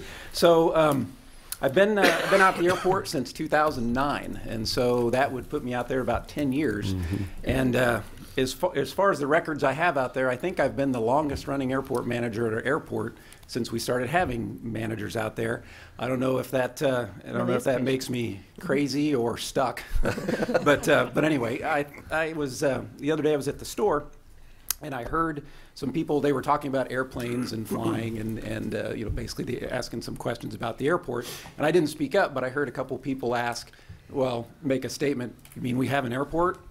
And honestly, it kind of hurt a little bit. I was like, well, man, I've been out here 10 years and people don't even know we have an airport. So I decided that I need to be up in front of you folks more. I need more social media. I need to kind of make a little bit of I don't want to say a name for the airport, I guess, but let people kind of know that we're out there. And I thought one of the better ways to do that, besides coming up and talking about our next set of projects and what contracts we need to sign and FAA regulations, things like that I would, once or twice a year kind of do an update or an annual report. Kind of give a little bit more information about what we've done out there for the last couple of years, what we hope to do here, or what I hope to do in the next few years, and kind of give you just some background of what the airport does for the community and kind of how we're going to move forward. So with that, we officially titled it the 2018 Annual Report. Some of the things I'm going to talk about, some of our traffic counts and the trends, basically airplanes taking off and landing, what we have there. I was going to go over just some basics of kind of what our financials look like out there, our revenues versus our expenditures. Going to talk a little bit about some of the industry trends locally and regionally. I don't have a whole lot of information on that, but I do have some opinions and just some observations I've had over the last 10, 11 years out there. I'm going to talk about our current projects that we've got going, the projects that we've just finished, and then, of course, the projects we've got kind of queued up here. I was going to recap some of the events that we had out there in 2018. We had 3 pretty big events and pretty successful, and also just provide some opinions and information about the future, some things that I see, and just some ideas of what I'd like to see happen out there, what other airports are doing, and I think how we can work towards some of those, set some of those goals. So the first thing I was going to talk about is the Hutchinson air traffic. And I'd also like to introduce Eddie Wells, is our air traffic control chief out there. He works for Midwest ATC. As you guys know, it is a federal contract tower. He's not an FAA employee. He works for a company that's contracted by the FAA to provide air traffic control at our airport. So So did you get paid during That the was going to shutdown? be my question. Okay. He's essential. They get paid. He's essential. Yep. Good. So kind of the, I don't want to use the word lifeblood of the airport because there's lots of different parts of that. But one of the most critical aspects of the airport is we keep track of what operations. Now, an operation at the airport, the FAA definition of an operation is the number of arrivals and departures from the airport at which the airport traffic control tower is located. And there are actually two types of operations that our control tower, two major categories of operations that our tower keeps track of. One is the local operations, which is operations performed by aircraft that remain in the local traffic pattern, execute simulated instrument approaches or low passes at the airport, and the operations to and from the airport and a designated practice area within a 20-mile radius of the airport. An itinerant operation is basically airplanes that are coming in and going out of the airport here for other reasons. Either IFR, which is instrument flight rules, SVFR, which is a special VFR, and then VFR, which is visual flight rules. That basically means looking out the window and flying by what you see kind of on the ground. And those aircraft land at the airport, they arrive from outside the airport area, and they depart the airport and then leave the area again. So the air traffic control tower, I mean, they literally, there's a clicker up there, and they click for each one of those types of operations that come in, and they keep track of those numbers. Those numbers can further be divided into IFR, VFR, air taxi, and military. And our air traffic control manager and his staff do keep track of those specific numbers. But overall, the numbers that are important to the FAA are the total operations for the airport, which, like I said, is made up of the local, itinerant, and we also keep track of overflights. Overflights are aircraft that just transition through our airspace, but don't actually land at the airport. So 2018, our traffic count numbers were 31,989. That would have been 15,310 local, 13,892 itinerant, and then 2,787 overflights. So that gave us our total numbers for 2018. So this next chart is a little depressing, but let me explain it to you a little bit here. So this is the air traffic activity that we've got records for. We've got records before this too, but I thought I'd just pick the last 10 years. These are our traffic counts from 2008 until 2018. This was before I was out there. I don't know what was going on in 2008, but it was a good year, 48,737 ops. I can tell you what happened in 2009 is we shut down our primary runway to do a mill and overlay project. So that runway was closed for about 3.5, almost 4 months that year. So that hurts traffic counts. Then the following year, 2010, it kind of bounced back up. And then as I wrote on there, it's been about a 5.2% overall decrease in traffic since about 2014.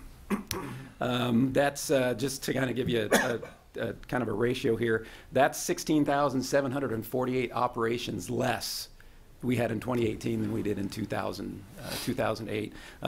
That's a significant number. So the next question is, well, why? Why is traffic decreasing? Well, a couple things. Traffic overall, I mean, it's decreasing everywhere. I mean, it's not just unique to Hutchinson. I mean, overall traffic counts, I don't have the percentages, but there's fewer people flying now than there were 10, 15, 20, and 30 years ago. Some of that has to do with the downward trend in general aviation aircraft ownership. The planes are getting older. You can buy new planes, but they're upwards of $400,000, $500,000, $600,000, $800,000 for a little Cessna airplane. It's also, this is a little counterintuitive too, the emergence of flying clubs. Different national organizations have been pushing for flying clubs, and I'm all for flying clubs. As a matter of fact, I'm a member of 2 of them. But what used to be 10 pilots owning 10 airplanes is now 10 pilots owning 1 airplane. And you divide the costs up that way. It does keep people flying, but it's fewer aircraft on the airfield. Cost of aircraft ownership, I can speak from experience. There's nothing cheap about airplanes, but it's all really kind of a question of priorities. The cost of learning to fly, that's going to run anywhere. It's going to cost anywhere between $6,000 to $10,000, depending how high up you want to go. If you want to be an airline pilot, you're looking at $20,000 to $30,000 to fly airlines. Some of the traffic has decreased because of some of the specific services that are no longer offered at Hutchinson. Our tenants have had to kind of readjust their business models to fit the type of traffic and to get the specialized aircraft in. So as a result, there's people that just aren't now like, hey, I need something done, I'm going to fly to Hutch to get it done. They have to pick some other airport that might still offer that service. Another aspect of this is the lack of individual hangar space at Hutchinson. When the hangars are full, there's no more room for people to bring their airplanes in. So there's really nowhere to put the airplanes.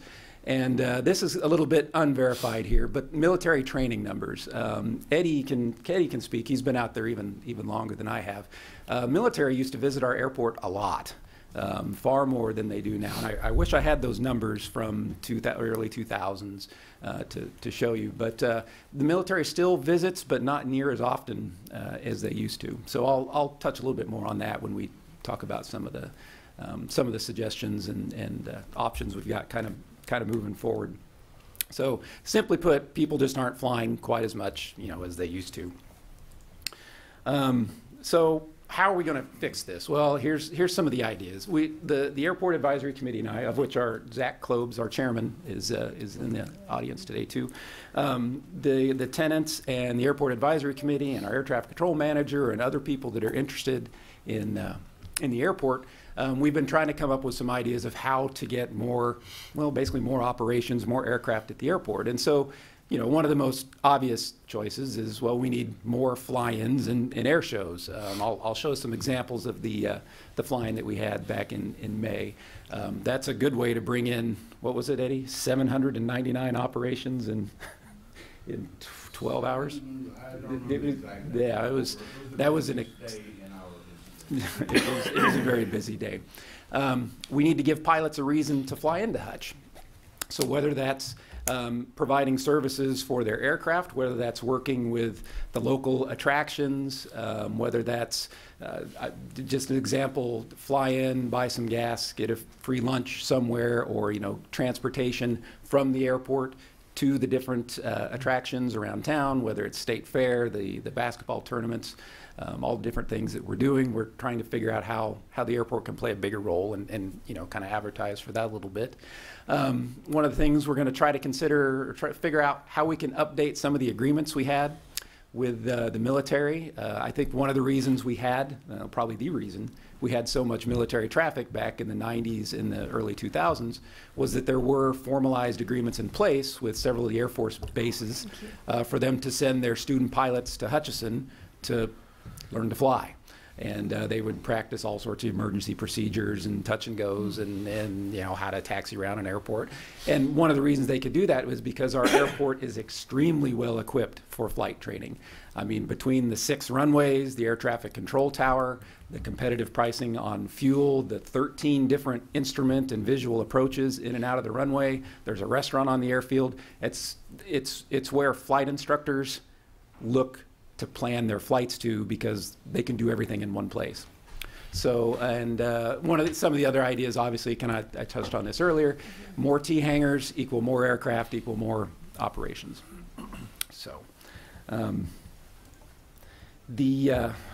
so there was a little bit about our operations and some of the types of things that we're working on there. I'll go into kind of the quicker, the things that we completed out here in the last 2 years, 3 years really.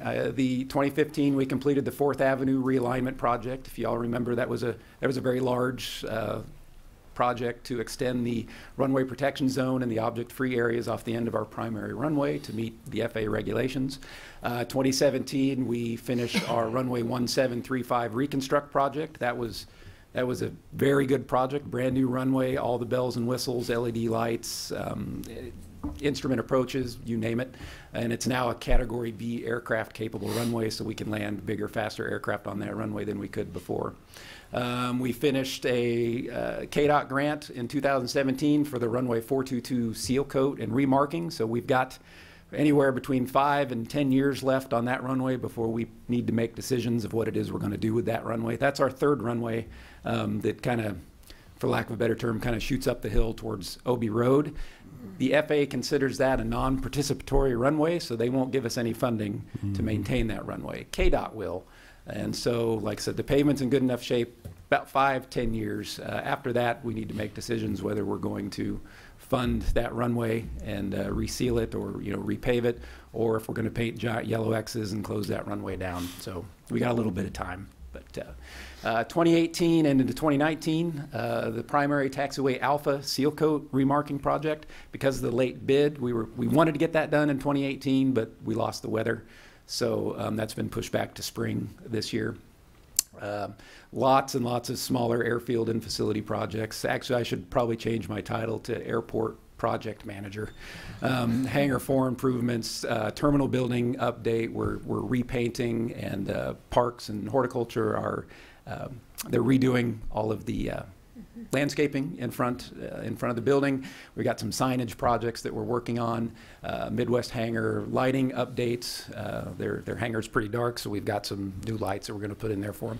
Lots of window repair and parking lot repair and leaky roofs and that type of stuff. We're pretty busy with that kind of stuff. 2019, we'll also see the 8 additional T hangars that were budgeted for in 2018 be completed. As a matter of fact, we open bids for that next Tuesday. So in 2 weeks, I will probably be back up here again, hopefully with a contractor on board to finish construction for those. We're going to refurbish and kind of fix up the steakhouse kitchen. That place hasn't been touched since 1952. It's time to put some paint and fix some tile in there. Eddie's going to be happy about this one. Our control tower interior update. Again, that place hasn't been updated since they built the tower in '51. So it's time to kind of address that area. And we're also Hangar 2 floor refurbished for Wells Aircraft to help the mechanics out over there. So those are just some of the projects that will get done this year. I'm sure there'll be 3 or 4 others that that pop up between now and then. So here's an interesting. This is a little bit about the airport financials. So there's a lot of moving parts to airport financials. One of the most important grant assurances. Now, a grant assurance is that form of 20, I think it's 28 or 29 different different items that we have to agree to every time we take federal money for an airport project. And they dictate everything from how you mow the grass to what you do with the money that you generate at the airport. The one that has to do with that is grant assurance number 24, which means airports must maintain a fee and rental structure that makes the airport as financially self-sustaining as possible under that particular circumstance at the airport. Put another way, any money that's generated on the airport has to go back into the airport. That's generally not a problem for us because, as this chart shows, we're only about 50% self-sufficient out there anyway.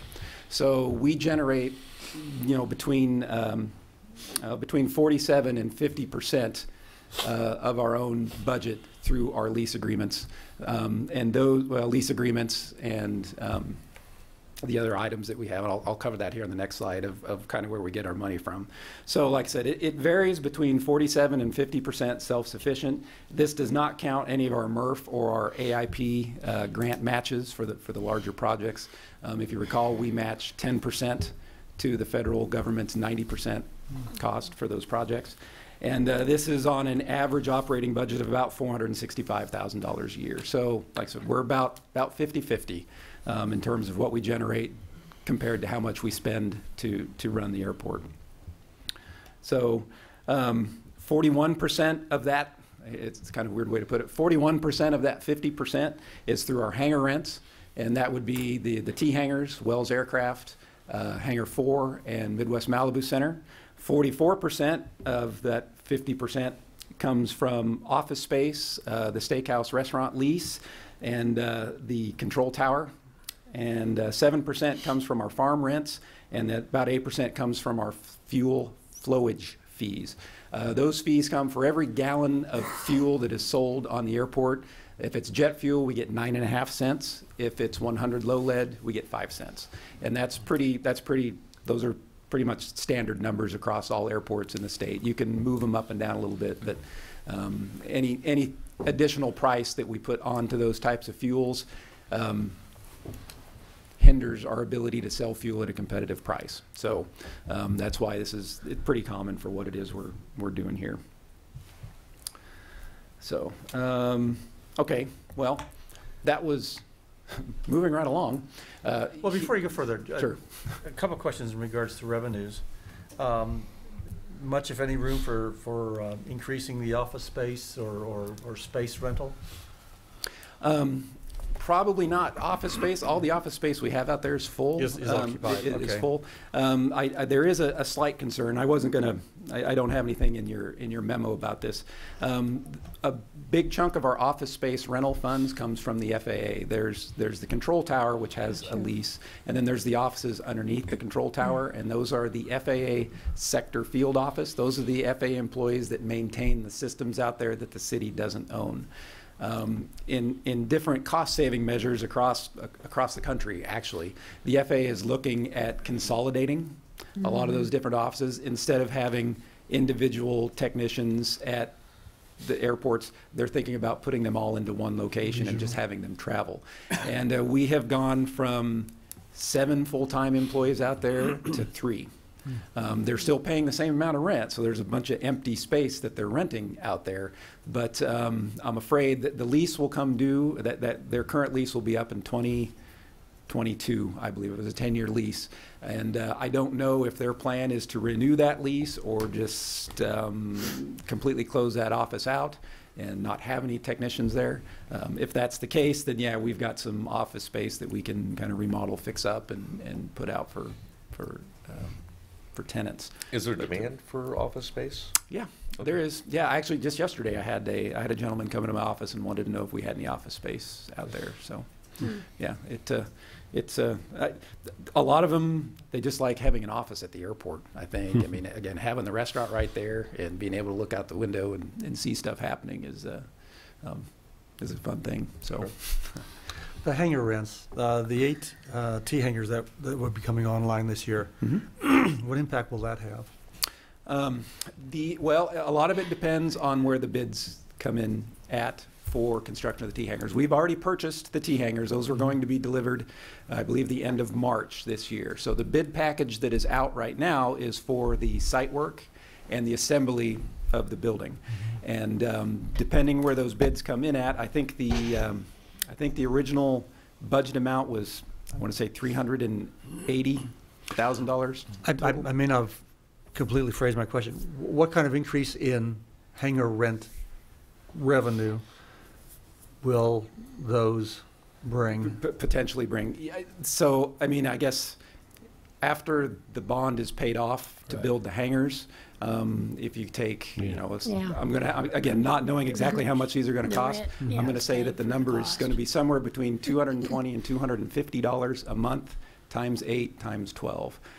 So that's, I think, was close to 20. Would that be about $21,000 a year in You're just saying revenue? the revenue will offset the debt payment. The debt service. Well, it's not going to make until the debt's, it won't have any impact until the debt's paid, I understand, but down the road, once the bonds are paid Our off. current T hangars, they bring about 16, I want to say $16,700 or maybe $800 a year. These new T hangars are going to be bigger, and therefore they're going to demand a little bit more monthly price.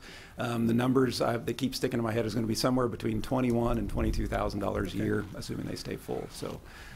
You can see the more T hangars we have out there. I mean, that makes a significant impact on our self-sufficiency out there. Another 16, if you could keep them full, we could go from, I think some of the numbers were in the examples in the memo there. We could go from 50% to 58, 59, almost 60% just in T hangars alone. So.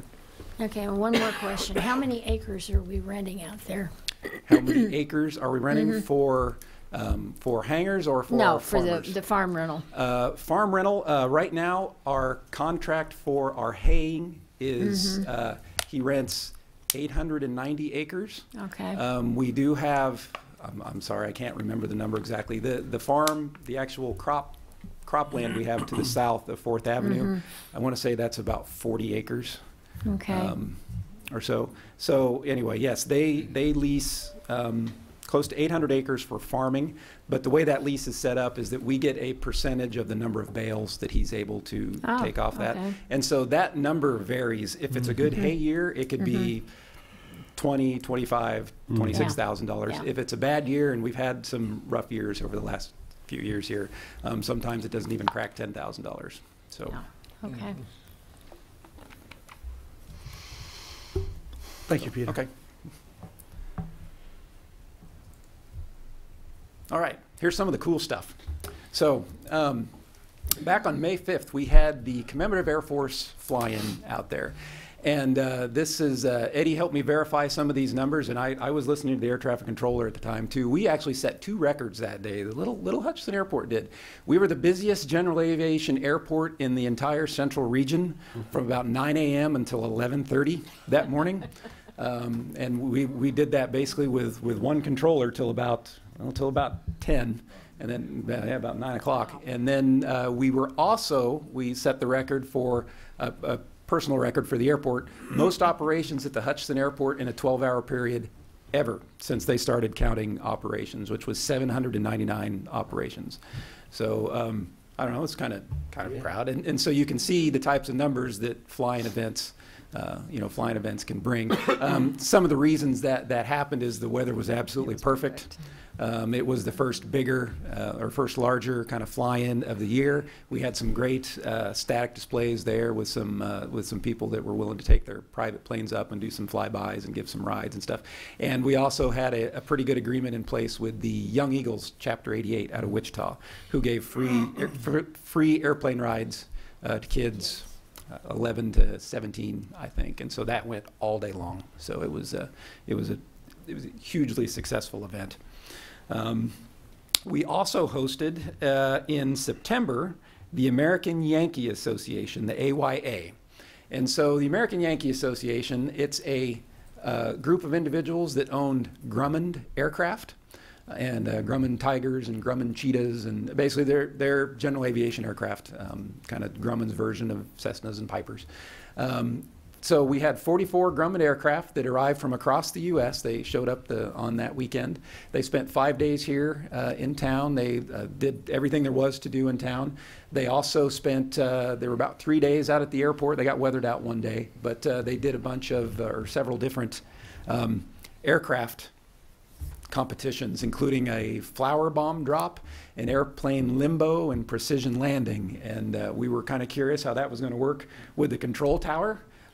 Actually worked out great, probably safer than uncontrolled airfields, I would say. It was very well organized, and again, Eddie's staff did an absolutely outstanding job, and everybody came away from those events just happy as can be, and just loved the event overall. It was a lot of fun.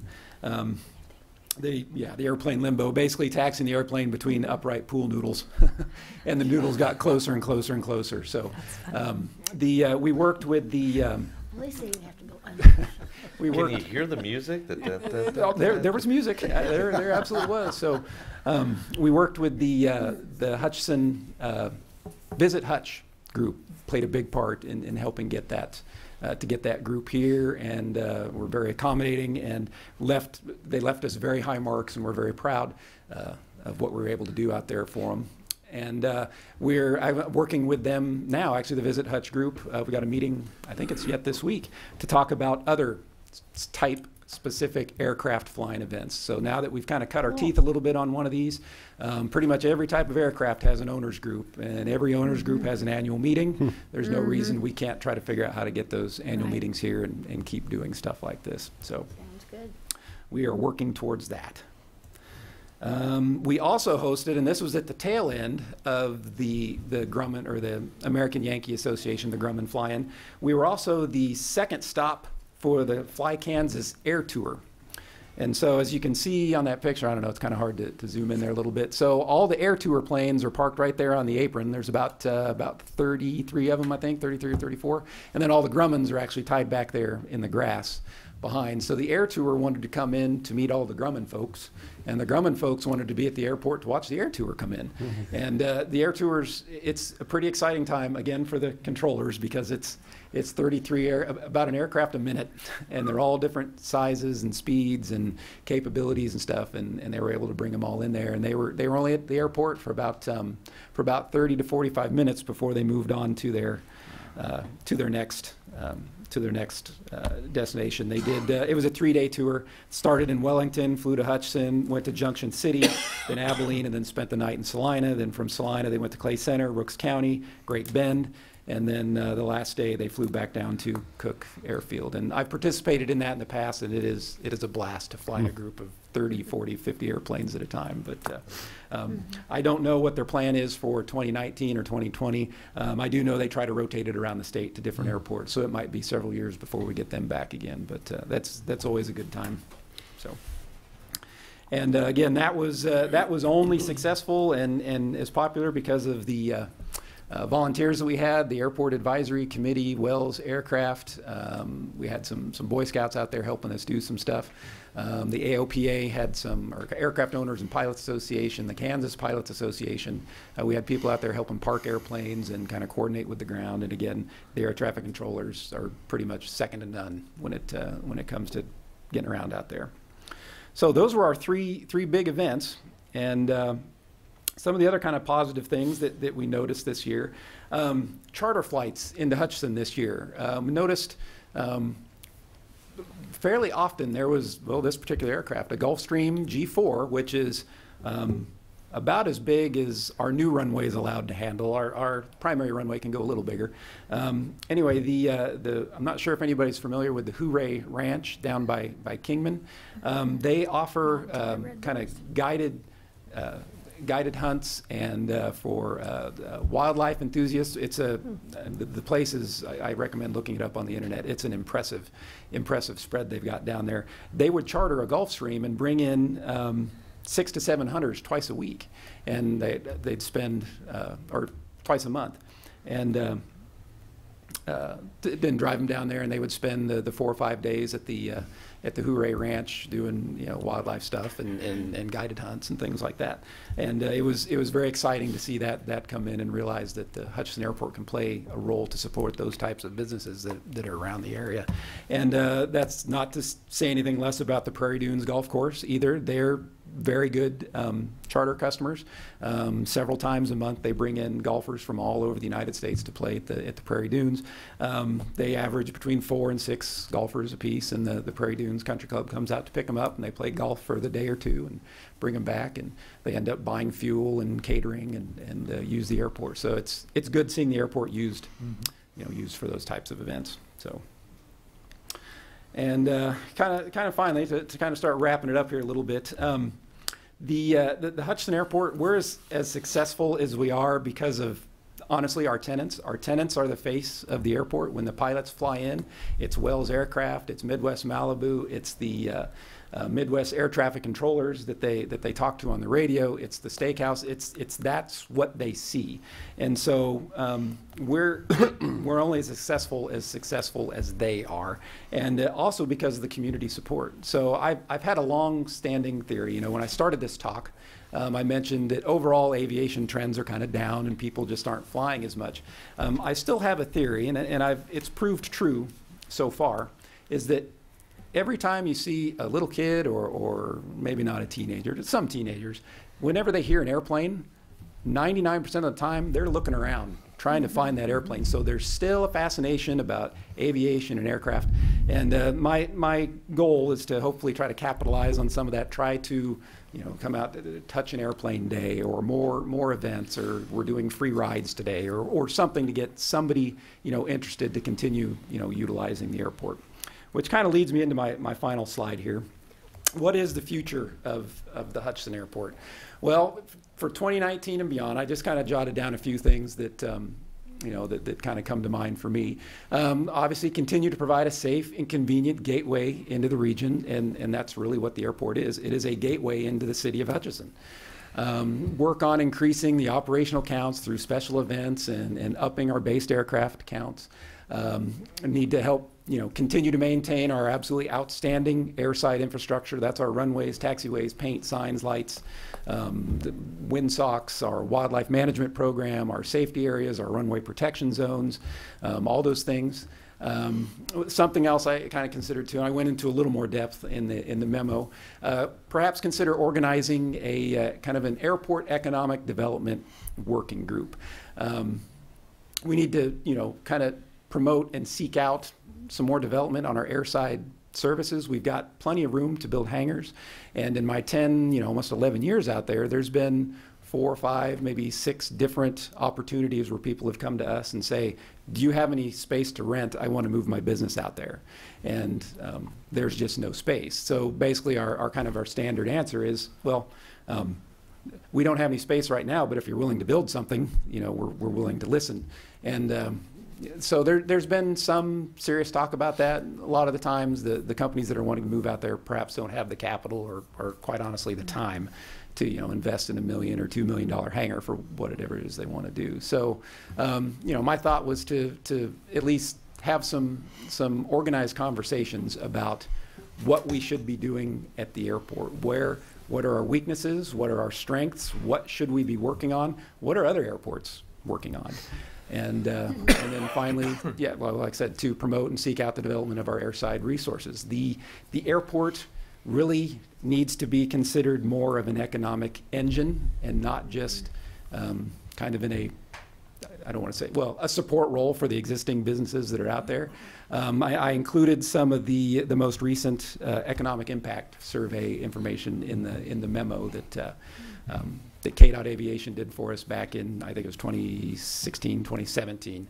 And the numbers on there kind of speak for themselves. I mean, both the direct and indirect economic impact of the Hutchinson Airport is north of $20 million, and that's just with what we've got right now.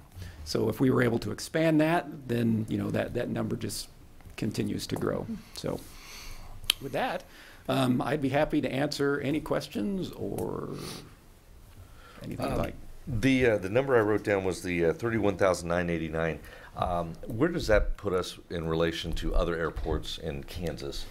I looked that up the other day. We bounce around between 3rd and 5th busiest. Of course, Wichita, they're well over 100,000 operations a year. They're a strong first. They're a strong first. And Salina is generally around 80 to 90. A lot of that has to do as well with their, of course, their based aircraft counts. They've got well over 100 based aircraft.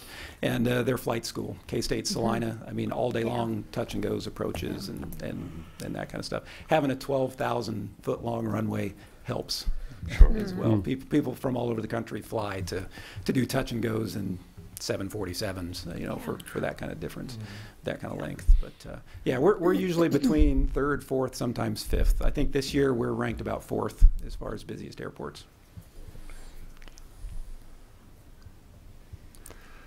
Lots of good data. Go ahead, Nancy. No, I was just saying, lots of good data and information in this. So thank you, Peter. Okay. Glad. Like I said, I'm hoping to get more of this kind of information out here in the next few years. I want to come in. I think your airport economic development working group is a good idea. I would encourage you to pursue that. Okay, great. Get some other thoughts, other minds, and where it can have the impact on economic development. I think it's potentially significant. Yeah, I've got lots of ideas. So. And Peter, you mentioned that would be separate from the advisory council. So are you looking for a certain cross-section of people or just at the very beginning stages of what that would look like? Well, I mean, I guess I'm looking for a group of people that can help decide what people should be, I guess, on that. And it was kind of, I kind of mentioned it in the memo a little bit. Our airport advisory committee, I mean, it's pretty strong. They're very involved with the events and, that type of stuff, which is great, which are, the types of things that we need. But the actual decisions of should we be building a hangar, should we expand this apron this direction and stuff like that, the airport advisory committee would play a role in that, but it just my opinion, it needs to be kind of spearheaded by the people that can actually help justify it and make it happen and understand a little bit more about understand what's going on at the airport and why we should be doing this. So Peter, we've talked about this before, and but we can revisit it here a minute this morning on the property that parallels Airport Road. Yes, sir. 35, 40, 50 acres, something like that. And I know there was some early discussions here a year or two ago about hopefully trying to fund a site development plan. And I think that began, and then ultimately I think there was some recognition that it was in the floodplain, part of that. Yep. And I believe there's some work that has or is continuing to be done in terms of trying to remove that particular piece of property out of the FEMA designation. Can you give us an update on where we are on that? Yes, absolutely. So we reached out to Sid Harpin at BG Consultants, and actually he was the one that kind of noticed this when they were doing the revised FEMA maps a year or two ago, and saw that that particular portion of the airport shows some drainage, but it didn't take into account that that GVI ditch that was put in. I don't recall when it was put in, but anyway, it showed the water literally flowing right across that ditch into the airport, and so we were like kind of flagged it, like, well, that's not right. Yeah. And so yeah, we contracted with him to kind of do a it's not a letter of map revision, I think it's a letter of map amendment. Okay. And he reached out to the FEMA folks and said, hey, we discovered this, it doesn't look right. You know, we would like to remove this because we're looking at developing this spot up here for, you know, future hangars. And they came back and said, well, yeah, we agree with your assessment, but we want a hydraulic study. And so a hydraulic study for a this is from Sid. A hydraulic study for a 30-acre plot. Generally, you do hydraulic studies for thousands of acres or sections at a time and things. And so they were trying to figure out how they were going to kind of use the software to figure out what the drainage was going to do there. And so I guess in follow-up conversations with the FEMA folks, they are asking or considering a full-on letter of map revision for that entire area, which would then incorporate much more, basically that half of the town instead of just the airport. So there's no final answer on whether or not they're going to let us remove that. They may want a lot more engineering and studies to take place over the entire area. I think their idea was that, well, if this is wrong, then we want you to check the whole thing to make sure, you know, the whole area is correct. So that's still pending at this point. So I should hopefully know something in the next week or two. Had conversations with Sid, just last week. So okay. Second question, on and off, continuing throughout the years, there's been discussion about the future of the flight tower itself. Yeah, and that was actually something I meant to actually make note of. One of the biggest concerns about the overall traffic trend is that those operations are what the FAA uses those numbers to justify the funding for our control tower, and that includes the Midwest ATC wages and the rent that they pay us for that control tower. The FAA has been milling around, and I don't know if it's actually been passed yet. I think it's probably going to end up being adopted. They are changing the cost-benefit ratio to calculate who gets control towers and who doesn't. The latest legislation, or the latest, I guess, proposed rulemaking, that if there's more than a 30% drop over a 3-year period, the FAA will come back in and then recalculate the cost-benefit ratio of what it costs to run that tower versus what the perceived safety of having that tower at that airport is. We haven't lost 30%, you know, in the last 3 years. Okay. So I still think we're going to be okay, but that is certainly a conversation that the FAA folks and the contract tower folks are having to see if there's, you know, any other way to reduce costs for these towers. That being said, the latest FAA reauthorization bill included 5 years of dedicated funding for control towers. So we're good for 5 years. Okay. Put another way. So, yeah. Thanks for that update. Yep. Yeah. Very good. Well, it's an asset to your story about Dillon's, where people didn't recognize it. It is maybe sometimes forgotten. It's on the outskirts of town. Yeah. You don't always drive by it every day, but we appreciate what you're doing out there. And, it's my pleasure. Yeah. So. Keep up the good work. Thank you. Thank you, Peter. Thanks, Peter. Next item. Item 9, report of city officials. Nancy, I'll start down there if you don't mind. Just remind people about the African American Community exhibit at the Reno County Museum. If you didn't have a chance to go to the opening on February 1st, I would encourage you to go over there and check it out. Yeah, very good. I don't John, have anything nothing? this morning. Steve? Annie is going to be on the big stage at Memorial Hall next week, Valentine's Day, the 14th to the 17th. Cast of about 75 or 80, so keep that in mind. Jay? I have nothing. Thank you. Nothing to concern myself. City manager? A couple of things. February 26th, the Park and Rec Master Plan kind of update from the consultant. I think some of you responded. I just want to remind who could be there. That was on the 26th from 8 to 9:30. That is solid. I had it down as tentative yet, so that's been solidified. Give me that again, John, if you would. It's February the 26th, 8 to 9:30. It's a Monday. Yeah. It's a Tuesday, isn't it? Tuesday. I thought it was Monday. Oh, it's Tuesday. Tuesday, right. This is the master plan. Yeah, I remember they were here, and now it's kind of a follow-up to those visits, yeah. Where's that being held, And the John? location, I'm not sure of. The rec center, isn't it? I mean, the Recreation Commission. Did we meet there last time or here? We met back here. We met here. I'm thinking it's going to be here, but I'll double check on that for you. So just make sure that's on your calendar. 26. Yeah, I had that 8 to on the 9:30. wrong day. I need to put that on. And then the other thing, and that date conflicted. I was hoping to have a study session with the council. We talked about that in January to talk about comp plan update, stormwater master plan projects, some economic development policies, and wastewater treatment capital improvement program.